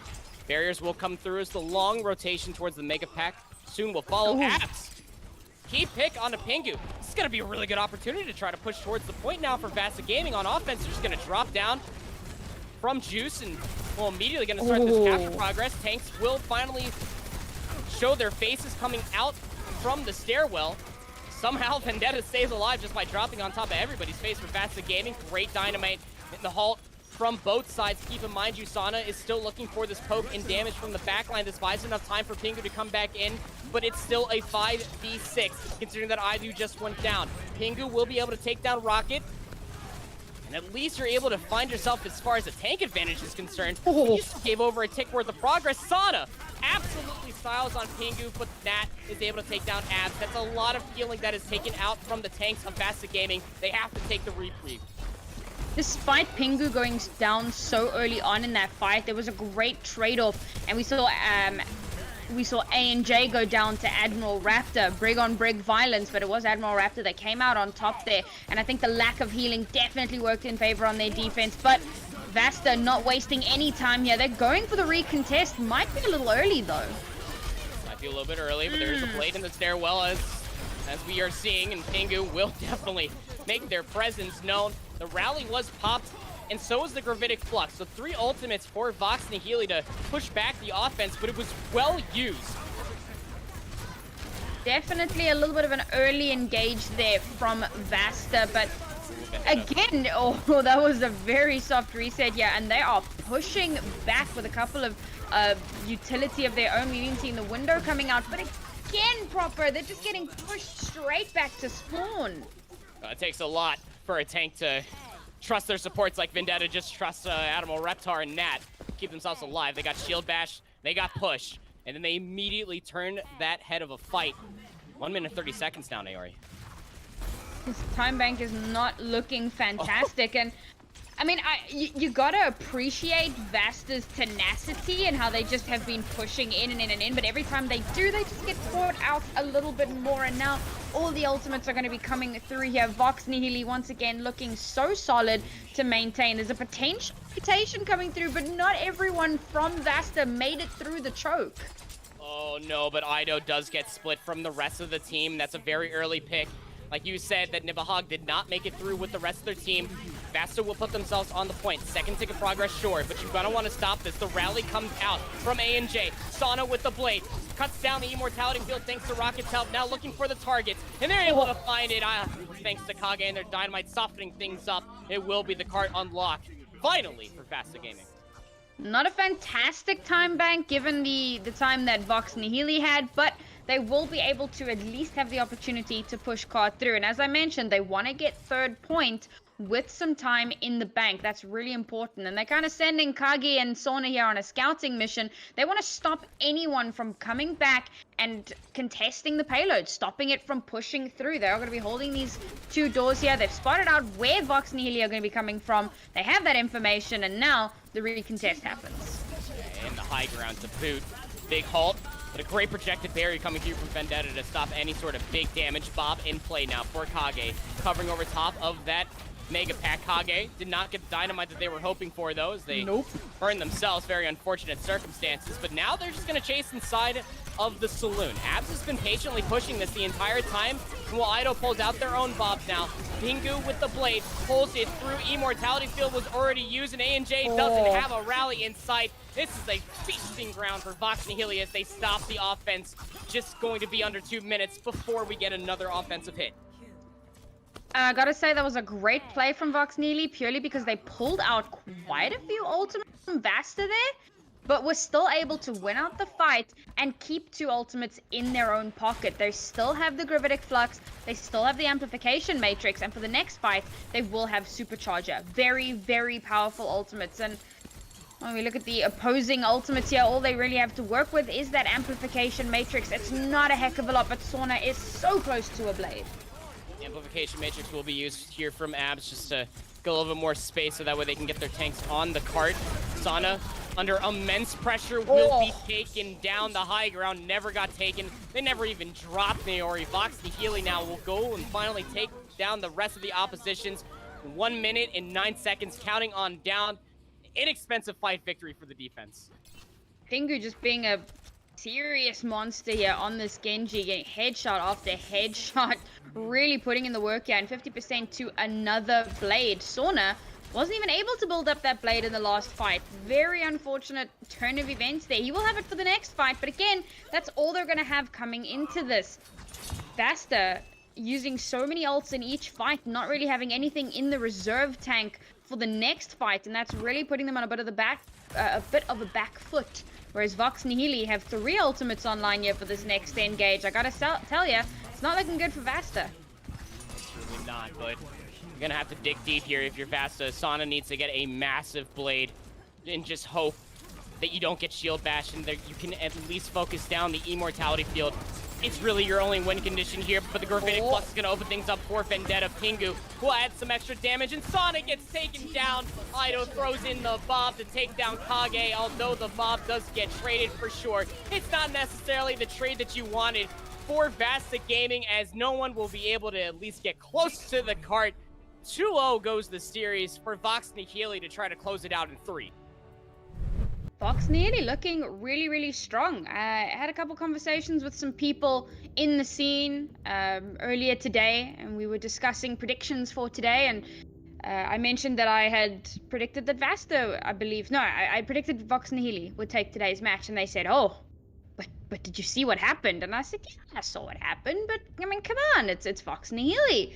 And I feel somewhat vindicated in my belief in them, because wow, what a turnaround. They had me guessing, or rather second guessing. A lot of people thought that coming into this matchup, Vox Nihili were just not going to have what it takes to stand up to VASTA, but they are really putting on quite the performance here this evening. They are looking so clean. It's like Tuesday or Wednesday just never happened, right? You put that behind you, and that's something that I really got to give to this team right now. That's where their mental is, right? You put it behind you, you put one foot in front of the other, you keep moving forward, and that's what they're doing here. VASTA Gaming just unable to deal with how clean Vox Nihili are at the moment. VASTA have a fantastic roster of players, but sometimes that's just not enough. You know, you've got to have that same kind of synergy. You've got to have that teamwork. And this was something we spoke about in the previous game with Foki and Kassar and how well they play together. And you can see it in the way that they play and the way that they help each other when taking down a particular target. We're going to take down the Widowmaker. I'll distract her, you kill her. Next time you distract her, I'll kill her. We take turns. And it's so important to have that. And it feels like VASTA just don't have it in spades like Vox do. Yeah, well, we're going to have to see if they're going to have to pull some extra tricky cards from underneath their sleeves as the players are going to take a little bit of a bio break. So we'll throw things to a very small break. But when we come back, potentially the conclusion of the series, Vox Nihili lead the series 2-0. Don't touch that browser. More Overwatch EMEA Contenders Trials on the other side of this break.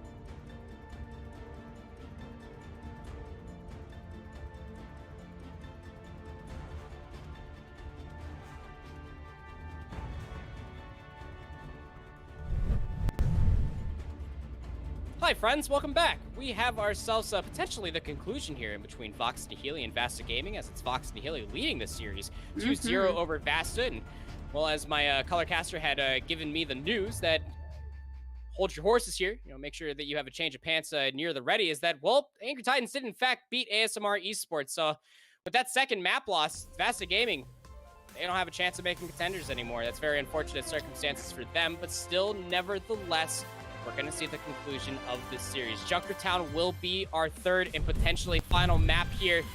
If you're able to win this here for VASTA Gaming. You will end up seeing Volskaya, potentially Oasis, if we get a 5th and final map, though the way that Vox Nihili has been playing Naori, I'm not gonna lie, it doesn't seem likely.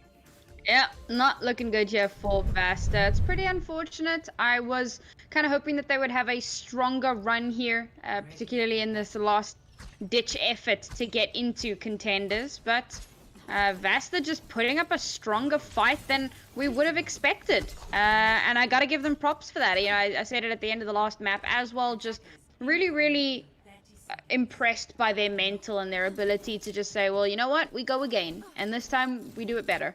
And that's exactly what they're doing here, and I think that they'll just carry that kind of feeling with them in the next season. But for now, we're still here on Junkertown, and there's still every opportunity for VASTA to, at the very least, turn this one around. I'm curious to see. I do like the Widow Genji. We did see this in our previous series as well. We know how potent it can be, particularly if there is good synergy between those two DPS players. And it looks like it will be the mirror matchup. I was kind of hoping the Bastion wasn't a bait, but you know what? This is we don't play those, right? As much as I would like to. Oh, just a body shot for Kage. Gets the better of Ido, and I was just about to bring up the narrative. The last time we saw these two in a Widow duel was on the first stage of the first map of this series of Sanctuary Busan, and who was on top of that? It was Kage. Great opening pick from them. Is going to at least halt the offense that much more, you would think, but you can't really get a good defensive fight until the card is exactly where it is, and Pingu is trying to lay down the pressure on top of the staircase, knows that they can't stay here for too long before they lose their head or potentially their body if they get rocked. But I do like this coming through from VASTA Gaming. They're trying to meet Vox Nihili inside of the small room, but it opens up an opportunity. Ido just a bit outside of the headshot, won't be able to lock things down. Pingu right in the face of Rocket gets the heals that they need. Ido, you gotta be careful here, because not only did you eat him body shot, but you got a very hungry Sana on their way to try to clean you up, but the tank line is doing all of the work now for Vox Nihili, as they really have been opening up a lot of wonderful team fights for them as they do it here on Junkertown yet again. This will surely be a first point capture for Vox Nihili. Vox Nihili out here like, we don't need synergy between our DPS. They'll just go kill things on their own. They don't need help. And, I mean, you love to see it. Ido consistently winning those Widow duels. Pingu able to get into the backline and cause a lot of havoc there and cause some tension for the supports. And it's working out exceptionally well for them. A very quick first point capture and quite a few ultimates online. Even committing the amplification matrix here just to really solidify this advantage. Yeah, right in the staircase, too. Opens up for a very good pick. Admiral Reptar will come through with the rally. It's going to give a lot of armor over towards the blade for Pingu. And well, Pingu's going to add a little bit of extra spice to the mix as well as they take down Sana after pulling out their own blade. Yeah, the dueling blades came through there, but, you know, once again, one Genji must fall. You know, one cannot live while the other survives or something. It's Harry Potter versus Voldemort. And, we did see Pingu come out on top of that one, so I guess he's our Harry Potter in this analogy. Got a couple of ultimates online here. Started out with the infra site, just for the information, to know where to toss the rest of the ults, if necessary. Dodges through the X-ray.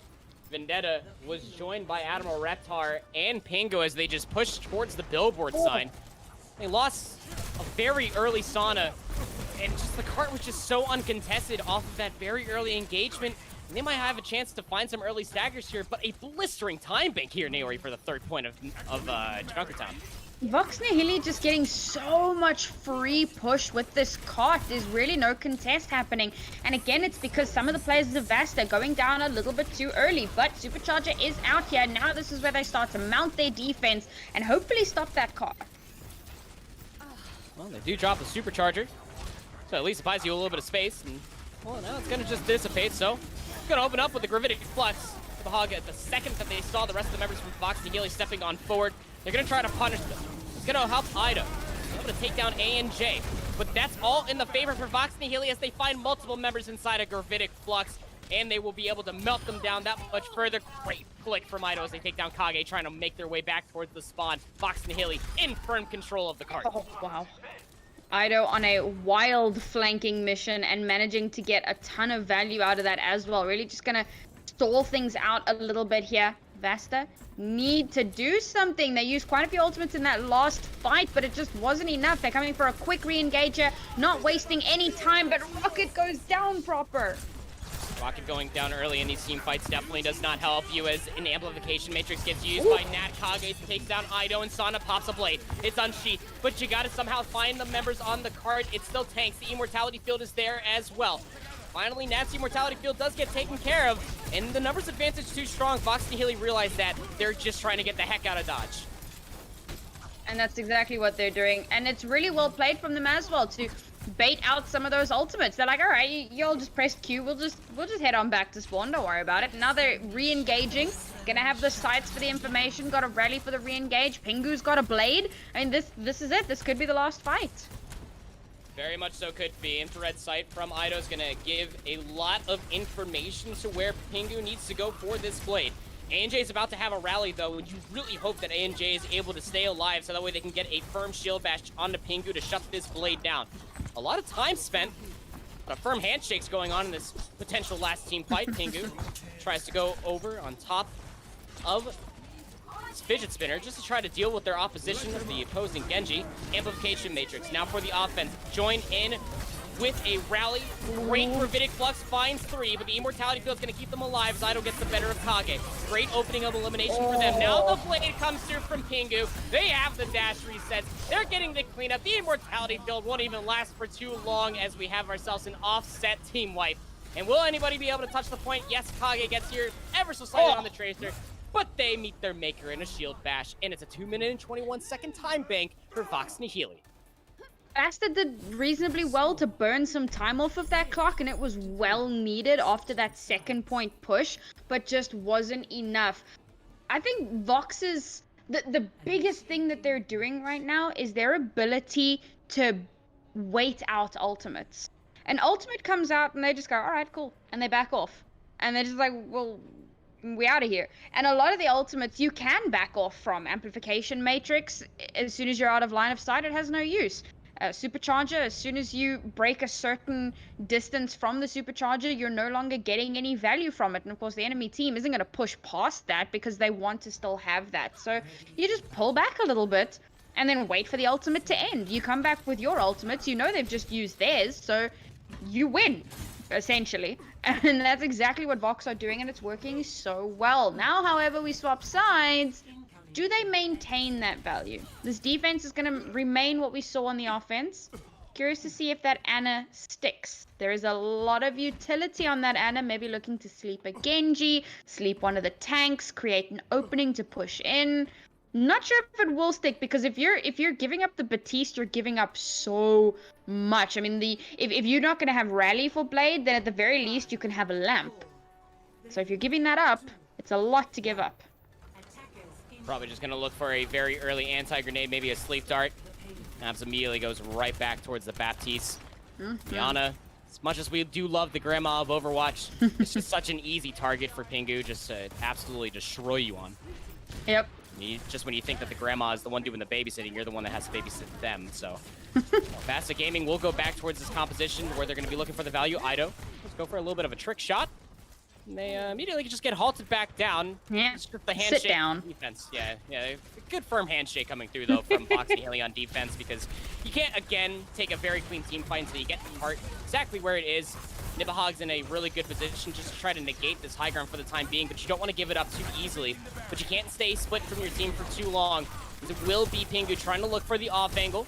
Cretion won't be able to connect with them, very unfortunately. You see Nibahog just going into overdrive mode. Sana work their way on the flank. Nearly connect at least in one headshot. Is able to take down Ido. Abs is able to take down Pingu. So DPS out of the way now for Vox Nihili, and the tanks are just trying to get the heck out of here. First capture point will surely be there for VASTA Gaming. Well played. Yeah, VASTA have definitely woken up here, and they will take that first point. Vox pulling back a little bit, but getting ready for the re-engage. Just, you know, once the cart pushes through. Nice pick up there from Kage, though, is a massive opening from VASTA. Exactly what they needed, because that means that's a support out of the way, and that gives you so much opening. Yeah, and they recognize that they lost Nat super early, so they're just going to try to drop down on this cart, just expunge as much time off the bank as possible. Maybe you find some ult charge as well, but Hey, VASTA Gaming is going to be able to clean this up ever so wonderfully. Kage playing these long lines of sight ever so well. Oh, you speak about ult charge. Sauna already sitting there with another blade and no rally to speak of from Admiral Raptor. Nate, however, will of course have the immortality field, which will be great for that. But keep looking over there for Vasta. Nipperhog does have that gravitic flux fairly soon, and Abs is going to have an amplification matrix. That is a lot of damage to contend with, and all you really have to defend yourself is a counter flux and maybe a blade, depending on how quickly Pingu can build it. Definitely hope that this amplification matrix can melt these shields, make Ido's job all the more easier. See Pingu just looking for that final ult charge on the cart. Amplification matrix will come through from Abs. Gravitic flux comes through defensively. What goes up certainly must come down. Kage will take down Ido. Great opening pick for the offense, and now the blade from Sana trying to end this before it truly starts, but Nat takes down Rocket again. But Pingu is still alive with the blade. They didn't find any elimination, so Gravitic Flux over inside the Mega Pack from Nipperhog is going to keep them contained in here. And this is just wonderfully played yet again from Vasta. This cart is just uncontested, even more so as the second capture point just under 2 meters away. It's just a few staggering members, and we will see the third and final point here for Vasta Gaming. It was a good play from Vox Nihili to kind of hole up in their room there, drop the immortality field and the amplification matrix. If Sauna went in there, it would have been a death sentence, and Pingu didn't get too much value off of his blade, but it didn't matter because once they pushed out from that small room, they were able to retake control of the fight. And now 4.5 minutes, yeah, we take those, and it's looking pretty good for them to try and take this third point. They do need to be aware of the spawn advantage for Vox Nihili. You can really start to abuse that, and once again, quite a few ultimates coming online here for this defense. Supercharger will be the first line of defense for them. Pingu will be charged up and immediately dash, and melee resets too. Kage just tries to slip themselves out. Ooh. Sword versus a sniper rifle, and we're just gonna go ahead and just back the heck off of one another, and gotta respect that coming through from Pingu, not over extending into that one. Not too sure how much a cybernetic ninja needs a haircut, but you know what? Kage is willing to oblige. We don't know how much hair is underneath there. I mean, you don't know his life. Coming into this next fight, couple of ultimates though. Blade, Gravitic Flux. It's a lot to work with on defense, but this offense, Blade, Supercharger, Damage Amplification Matrix, and a clean pick onto Ido. That was a great Gravitic Flux, though, from Vendetta. Just locks up 3 members, but no one's checking Kage besides Ido, who loses their head because of it. And, well, just the cleanup's all happening on top of the cart inside this small area on Junkertown 3rd.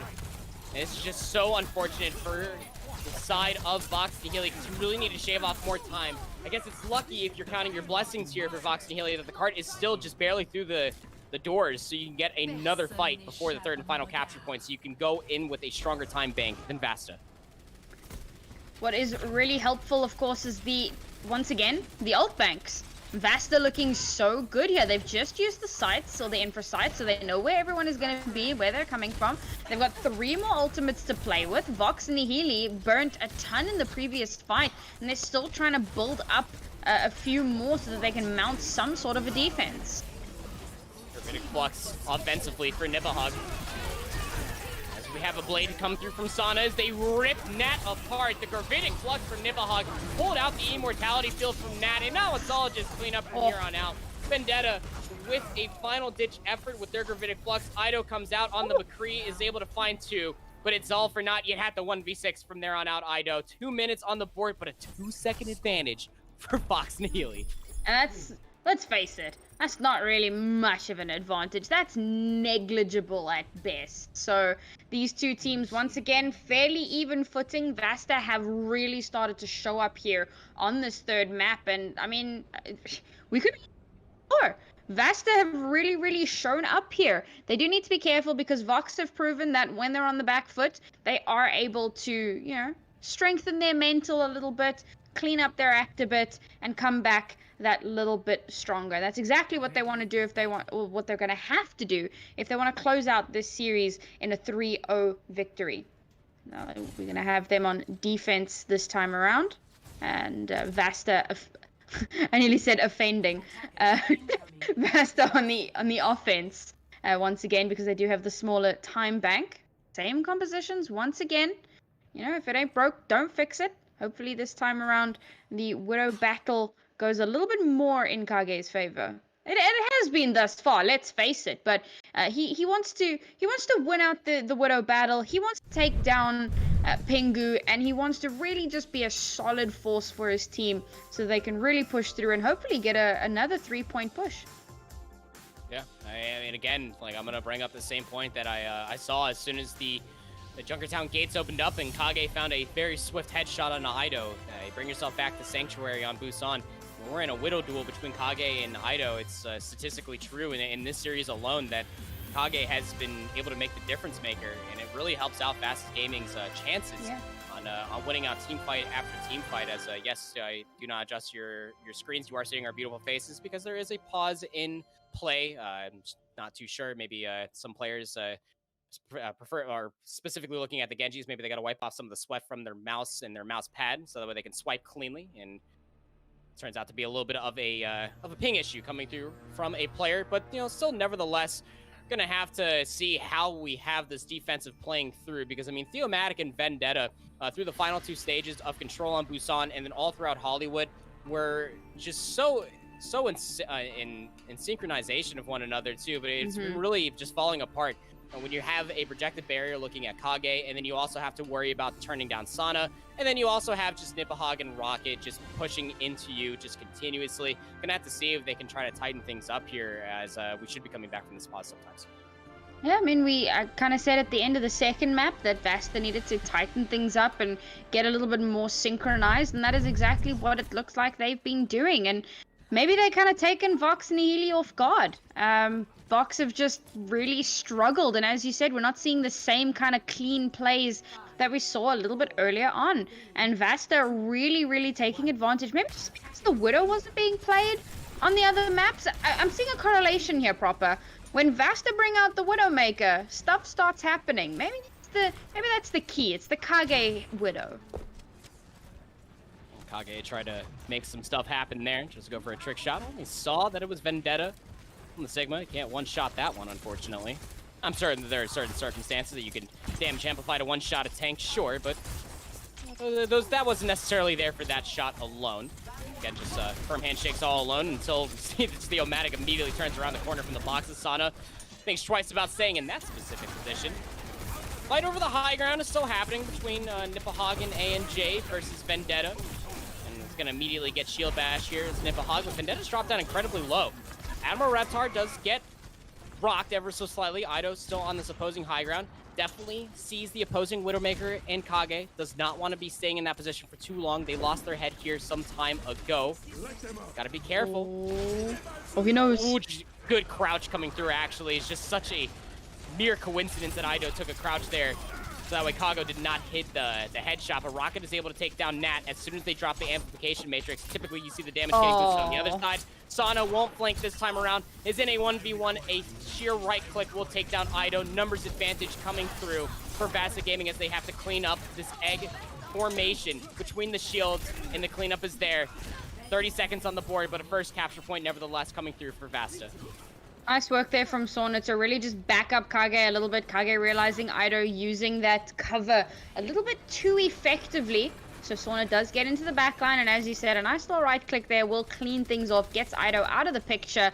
Once the enemy Widow is down, that does give you a nice little opening to work with. And speaking of things to work with, that's a lot of ultimates online here for Vox Nihili, and I mean a lot. They do need to stop this payload now if they want to give themselves a nice little yardstick to work with on their own attack. Got 5 ultimates. Ido to get the infrared sight, just to get the information. And now we have a supercharger coupled with a blade. And we also have a rally on board. Ido finds 2 headshots. Those are supercharged up, by the way. And all of it is out of the window and the kitchen sink to boot. Vox Nihili are surely going to stop this defense, or this offense, excuse me, in its tracks. There's a few other members inside the little health pack room. As a clean kill feed comes through. Thankfully, Vox Nihili, they have their win conditions set, but a firm defense from VASTA will send this to a 4th map. A very high risk, high reward play there, I felt, from Vox Nihili. They didn't really use any ultimates on their first defense, you know, that all the way up to first point, basically.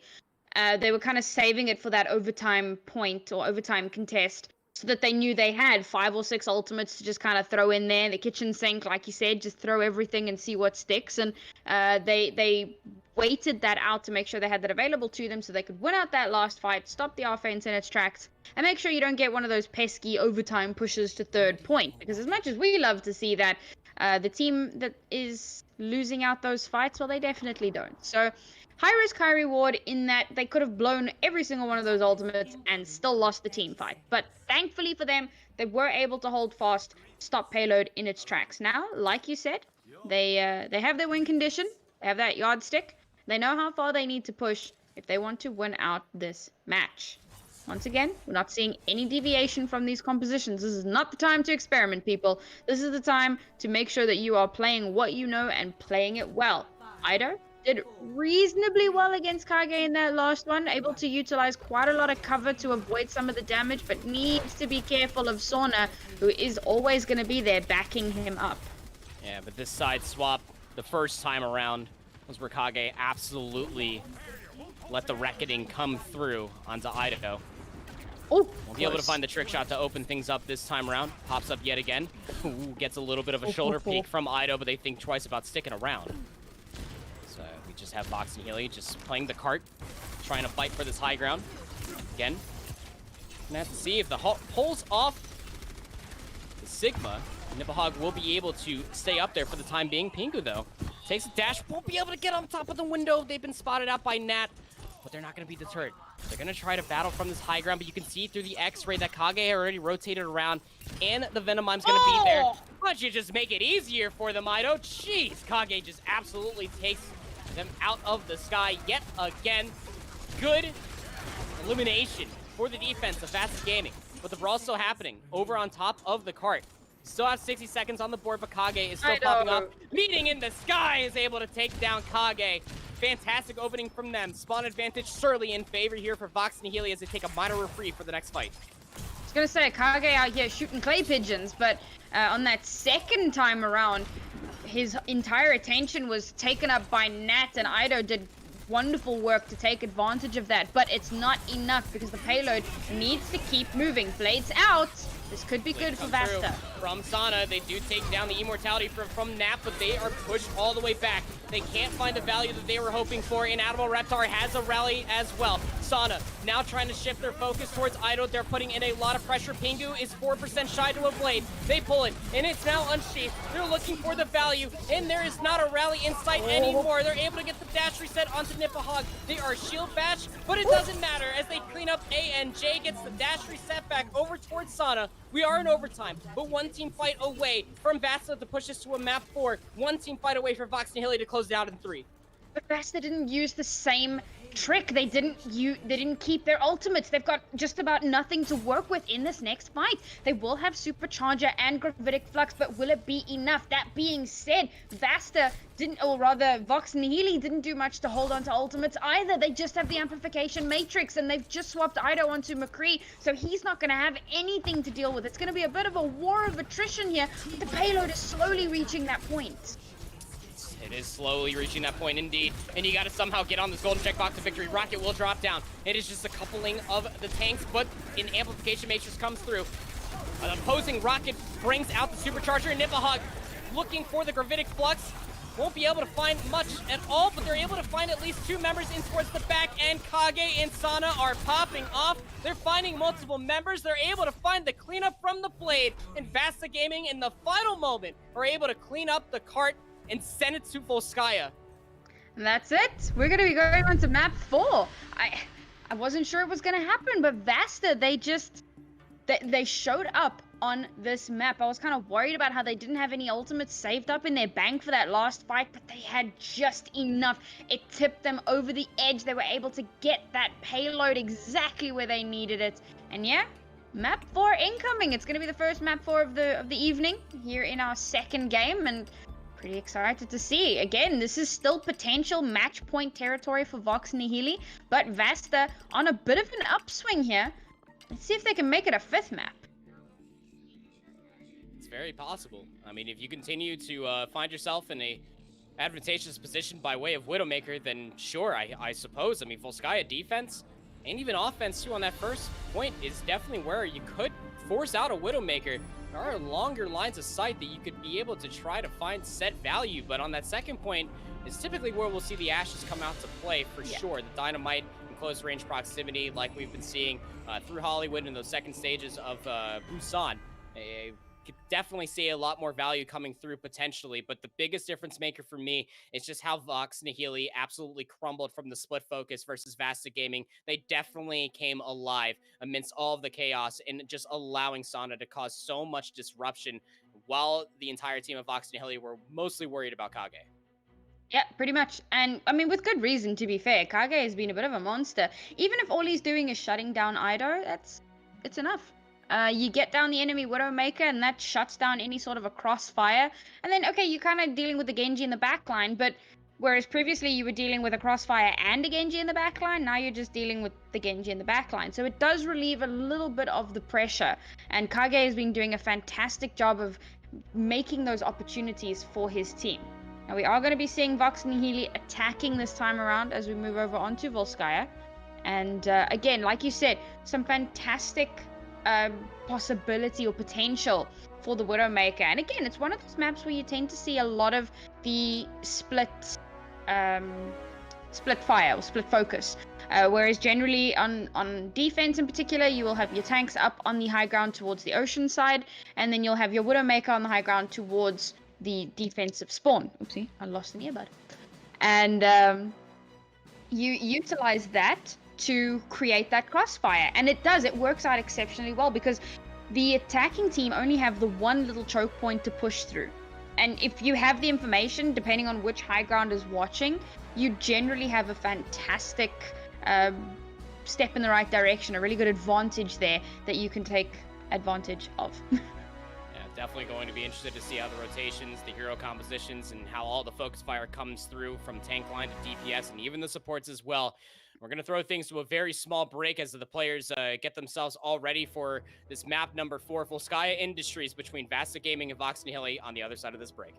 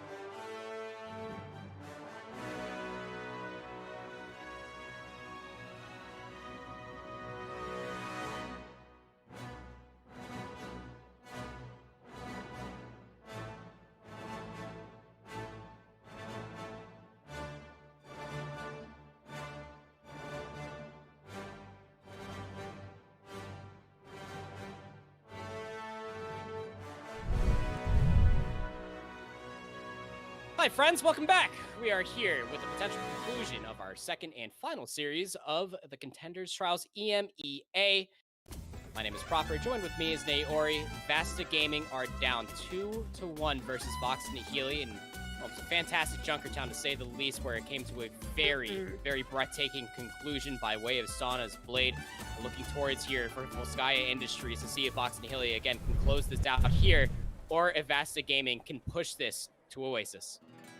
I mean, something that I kind of mentioned a little earlier on, but we're seeing the pattern when Kage goes onto the Widowmaker, things really start to happen for VASTA. We saw it on the very first map on Busan on Sanctuary, and then as we moved over onto the other maps, we saw less of the Widowmaker, and that was when Vox Nihili were able to really get a foot in and take advantage. So now, back on Volskaya, we touched on it a bit before the break, and this is where we could be seeing the Widowmaker duel coming through once again. That being said, the Ashe does get a lot of play here as well, because once again, you know, I mentioned the itty bitty choke that the attackers have to push through, and that's another fantastic opportunity for massive dynamite. So I think it could be a little dependent on whether they're attacking or defending, but all in all, well, there you have it. You got, geez, exactly as I said it. You got the Ashe on the defense, and it looks like we're gonna have Ido on the Widowmaker on attack.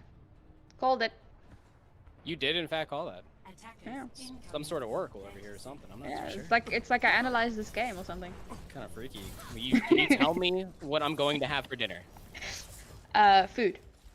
Well played. Kage, like you said, on defense here for VASTA Gaming. On the Ashe, did not find as much value, but Ido now, for the offense, swapped over towards the Ashe themselves. So, close range proximity again. This is where they found a lot of value on the second final stages of Busan, and even Hollywood too. Theomatics halts. Ido with the dynamite. Let's see if it's going to be just that. Swapping off from the Widowmaker there. Going to be trying to utilize some dynamites of his own. Thank you for ruining my prediction, but it's fine. I do like this matchup as well, and we'll see who comes out on top. There won't be any mercy pockets for either of them. No damage boost, so no one shot, one kill. But still a ton of damage to work with here. And a lot of healing from the Brigitte Batiste duo. So that should keep them alive long enough to get the double tap. If they can clip the head. And he can. Abs gets absolutely picked out. Got whittled down. Point progress going in wave for Vox Nihili right out of the gates as they find the main source of healing for VASTA Gaming, so they try to take a minor reprieve. You gotta somehow work your way over towards this point. I'm not too sure if you're on a tank there, buddy. Not too sure that's how things work out in your favor. Gets caught out in the front line. It's a 1-for-1 trade. Abs is at least able to work their way back over here. Immortality Field is in play, but Pingu is still back here, causing an absolute ruckus. So is Sana, though. 3 resets after another, but finally gets taken down by Vendetta. It's more than enough time now for the defense. VASTA Gaming, they can finally breathe, but it's still 2 ticks of progress, 90.9%, just shy of going into point B. We were playing a little bit of Ring of Rosie there, and for a second I wasn't sure who was attacking and who was defending anymore, but that was a very good play from VASTA, rotating around into that little room, waiting for their abilities to come off of cooldown, and then re-engaging. Now, they did give up a ton of point progress in favor of Vox Nihili, but they were able to secure it and whittle some time down, and that's really important in this game mode. Time is super important. We're still getting tons of value out of those Ashe dynamites, and Kage sitting on a bob here for this next fight. Pingu immediately eats a body shot. The defensive Ashe of Kage. The Hog does have the Gravitic Flux online. Halt will come through. Pingu recognize that is in fact a rally and an amplification matrix that came through defensively, and now a Gravitic Flux pulls up 4 members, brings them all crashing down to the ground. VASTA Gaming with a clear defensive victory. First time around, they needed to do a little bit of Ring of Rosie so that they could get their utility back. Second time around, well, they just had ultimates, and it worked out really well for them. That being said, they threw a lot of ultimates into that fight. Vox Nihili coming into this next fight with, well, a lot of their own. They're going to have their own Bob. They are going to be running into a Dragon Blade, but that Bob could do wonders for dealing with the Blade, kind of zoning it out. And of course, there's still the rally to give them the extra armor. Looking pretty good here to take this point in this next fight. You're going to have to hope that you can just find the shield bash here, ANJ, onto Pingu for this Blade, because it is coming through. Gravitic Flux to boot. You got the rally, the halt, and everything some more, but there's still no picks online for the offensive Vox Nihili. Oh, no, Pingu is able to find one, but the Blade was already sheathed. Now, Ido throws Bob over towards the Mega Pack, really splits up the focus now for VASTA Gaming, puts themselves on the point, does Vox Nihili, and, well, no members can really stay there for too long. Point B will finally be unlocked. They did use a lot of ultimates in that, so not a ton of snowball potential. They do still, however, have the supercharger. And, Oh, Abs. Oh, buddy. Oh, buddy. I really like that decision, though. Vox Nihili, they recognize that Abs is still alive, but Abs is on the flank with an amplification matrix, but it's not finding the value that they were hoping for. Sure, they took down both of the utility of the supercharger and of the immortality field, but finally takes down Nat. But is it all for naught? Throws the immortality field and is at least keeping 2 members alive, and now in a 1v1 duel versus Ido into the back end. Won't be able to get the better of him. Can they do it? The mini pack was captured by Ido. Sana back on the point as the Tracer joined with Rocket on the Wrecking Ball, but they're not able to stay alive for too long. Vendetta pulls out the Gravitic Flux. Just a cherry on top, really. Just so well played from point A to point B from Vox Nihili. I mentioned that Vox Nihili didn't have the snowball potential until I saw Abs. And, I mean, it was certainly a decision, but I'm not sure it was the correct decision. For him to be so split from the rest of his team, and the whole of VASTA relying purely on Brigitte and her healing to keep them topped up. No immortality field, really. The immortality field came out much later, once 2 or 3 members had already gone down from VASTA. It was a decision, but not the right one. And, Vox Nihili did fantastic work to be able to take advantage of that. As soon as they realized, at some point you gotta realize, wait, there's only 5 people on the point here. As soon as they figured that out, they took advantage of it. And a very solid time bank for themselves. 3 minutes? You don't turn your nose up at that. That's fantastic. VASTA did very well to burn down the clock on the first point, but on the second point, we're not able to get the same results. Now, swap sides. It's again going to be a battle of ashes, and I gotta say, Ido tends to be the one that comes out on top in this one. Not necessarily in the 1v1 setup, but just in general, you know, building up those bobs very quickly, getting a lot of value out of that dynamite. He's really been a stellar performer. Sure has been. And just the overall team from Vox Nihili as a whole, again, it just can't go unspoken. From the overhead perspective of just recognizing that you had a Baptiste, what are you going to do? Just throw a projected barrier, and I'm just gonna go ahead and take a nice little frolic towards the point. Maybe look towards their defense. Don't fix what ain't broke, kids. Oh, wow. Kage throws a dynamite immediately in towards a halt. Vendetta gets absolutely destroyed. Good opening, though. It's VASTA Gaming, but they lose their advantage as Kage gets taken down by Pingu. Early immortality fields from both teams, though it is mirrored. So at least you're gonna be able to take a minor reprieve in this somehow advantage coming through from Vox Nihili on the defense. Theomatic just rushes on forward. He's able to take down Rocket. Battle of the high ground here between Pingu and Sana.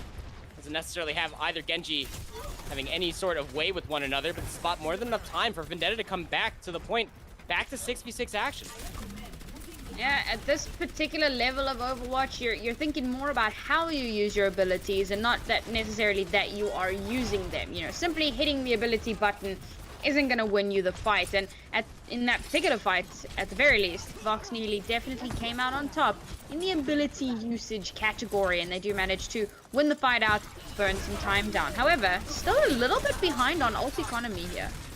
Amplification Matrix will be played out here for Abs. They drop down incredibly low. Nat has one inside the small room, and it's going to be coupled along with Pingu in this blade. They come through, and Sana with their own blade is able to find 2. It's a 2-for-2 trade. Make that a 2-for-3, excuse me. The numbers advantage was there for the time being for VASTA Gaming, but the cleanup and the focus fire from Vox Nihili is so strong. Pingu goes off the rails. Absolute monster in that last fight. He even had A&J on top of him at one point. He just dashed away. He's like, I don't care about you. And managed to win out that fight for his team, you know? He kind of clutched it towards the end there. We're going to see the re-engage here. And let's see if VASTA can finally get onto point. They have a few ultimates to play with. They have the rally, Graviton, or Gravitic Flux. Too many words with the word grav in it. Great dynamites coming through from both the Ashes. So Sana, you already saw it, did move over towards the Tracer. That Gravitic Flux will come out from Nibahog. Bob soon to follow. All members from Vox Nihili go up, but they're still left alive. Gravitic Flux defensively now brings 2 members up from the offense. Theomatic takes down the Bob, and all the utility is out the window. Supercharger on the opposing side from Rocket will give a certain oomph behind it, but Pingu built up another blade. Watch out for your backline as Absurd gets taken down. All of the healing is gone now from VASTA Gaming, but they're still trying to take down the members. Up top on the high ground, Kage is dropped down incredibly low. Pingu will finalize that elimination. A dash reset comes through. They're trying to take down the rally member of A&J. The Brigitte a little bit too strong. Insana's still trying to cause a ruckus, but it's Vendetta and Theomatic that go down. VASTA Gaming finally finding themselves an advantage to try to clean up this point. It will go down sub 1 minute, but VASTA Gaming looking firm control to capture this point. I don't know. We got a lot of respawns coming through here. Vox Nihili are basically back here, waiting for an opportunity to re-engage. The Gravitic Flux does come through, however. That might put a spanner in the works. Just might. Gravitic Flux will at least pull up 1 member. Do you try to reapproach us? It almost looks like the defense of Vox Nihili are trying to get back in here. Pingu goes down. Ido is able to take down Rocket, but the pulse bomb from Sana coupled along with the blasters are going to be great. And luckily enough for you, we have assault changes that allow you to spawn quickly here on this defense. I think they were trying to bait out as many ultimates as possible, burn down as much time as possible, so that they could reduce the effect of the snowball, and I think that they did a fantastic job of that, because, I mean, we're coming into this next fight with a Bob, and maybe a Supercharger, and on this defense, we got a Blade and a Bob, so it's definitely looking good here for the defense.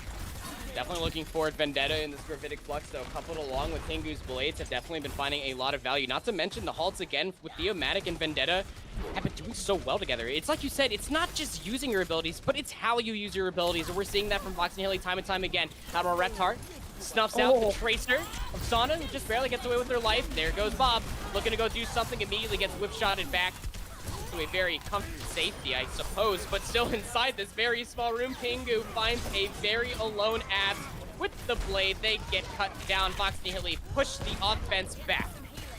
In a little bit of trouble there from Sauna, but Ido does manage to get out. Oh, Sauna does not. Really solid defense here once again. Couple of ultimates used there, but once again, look at Vox Nihili's bank. They are so good at cycling out their ultimates, making sure that they have ults for the next fight.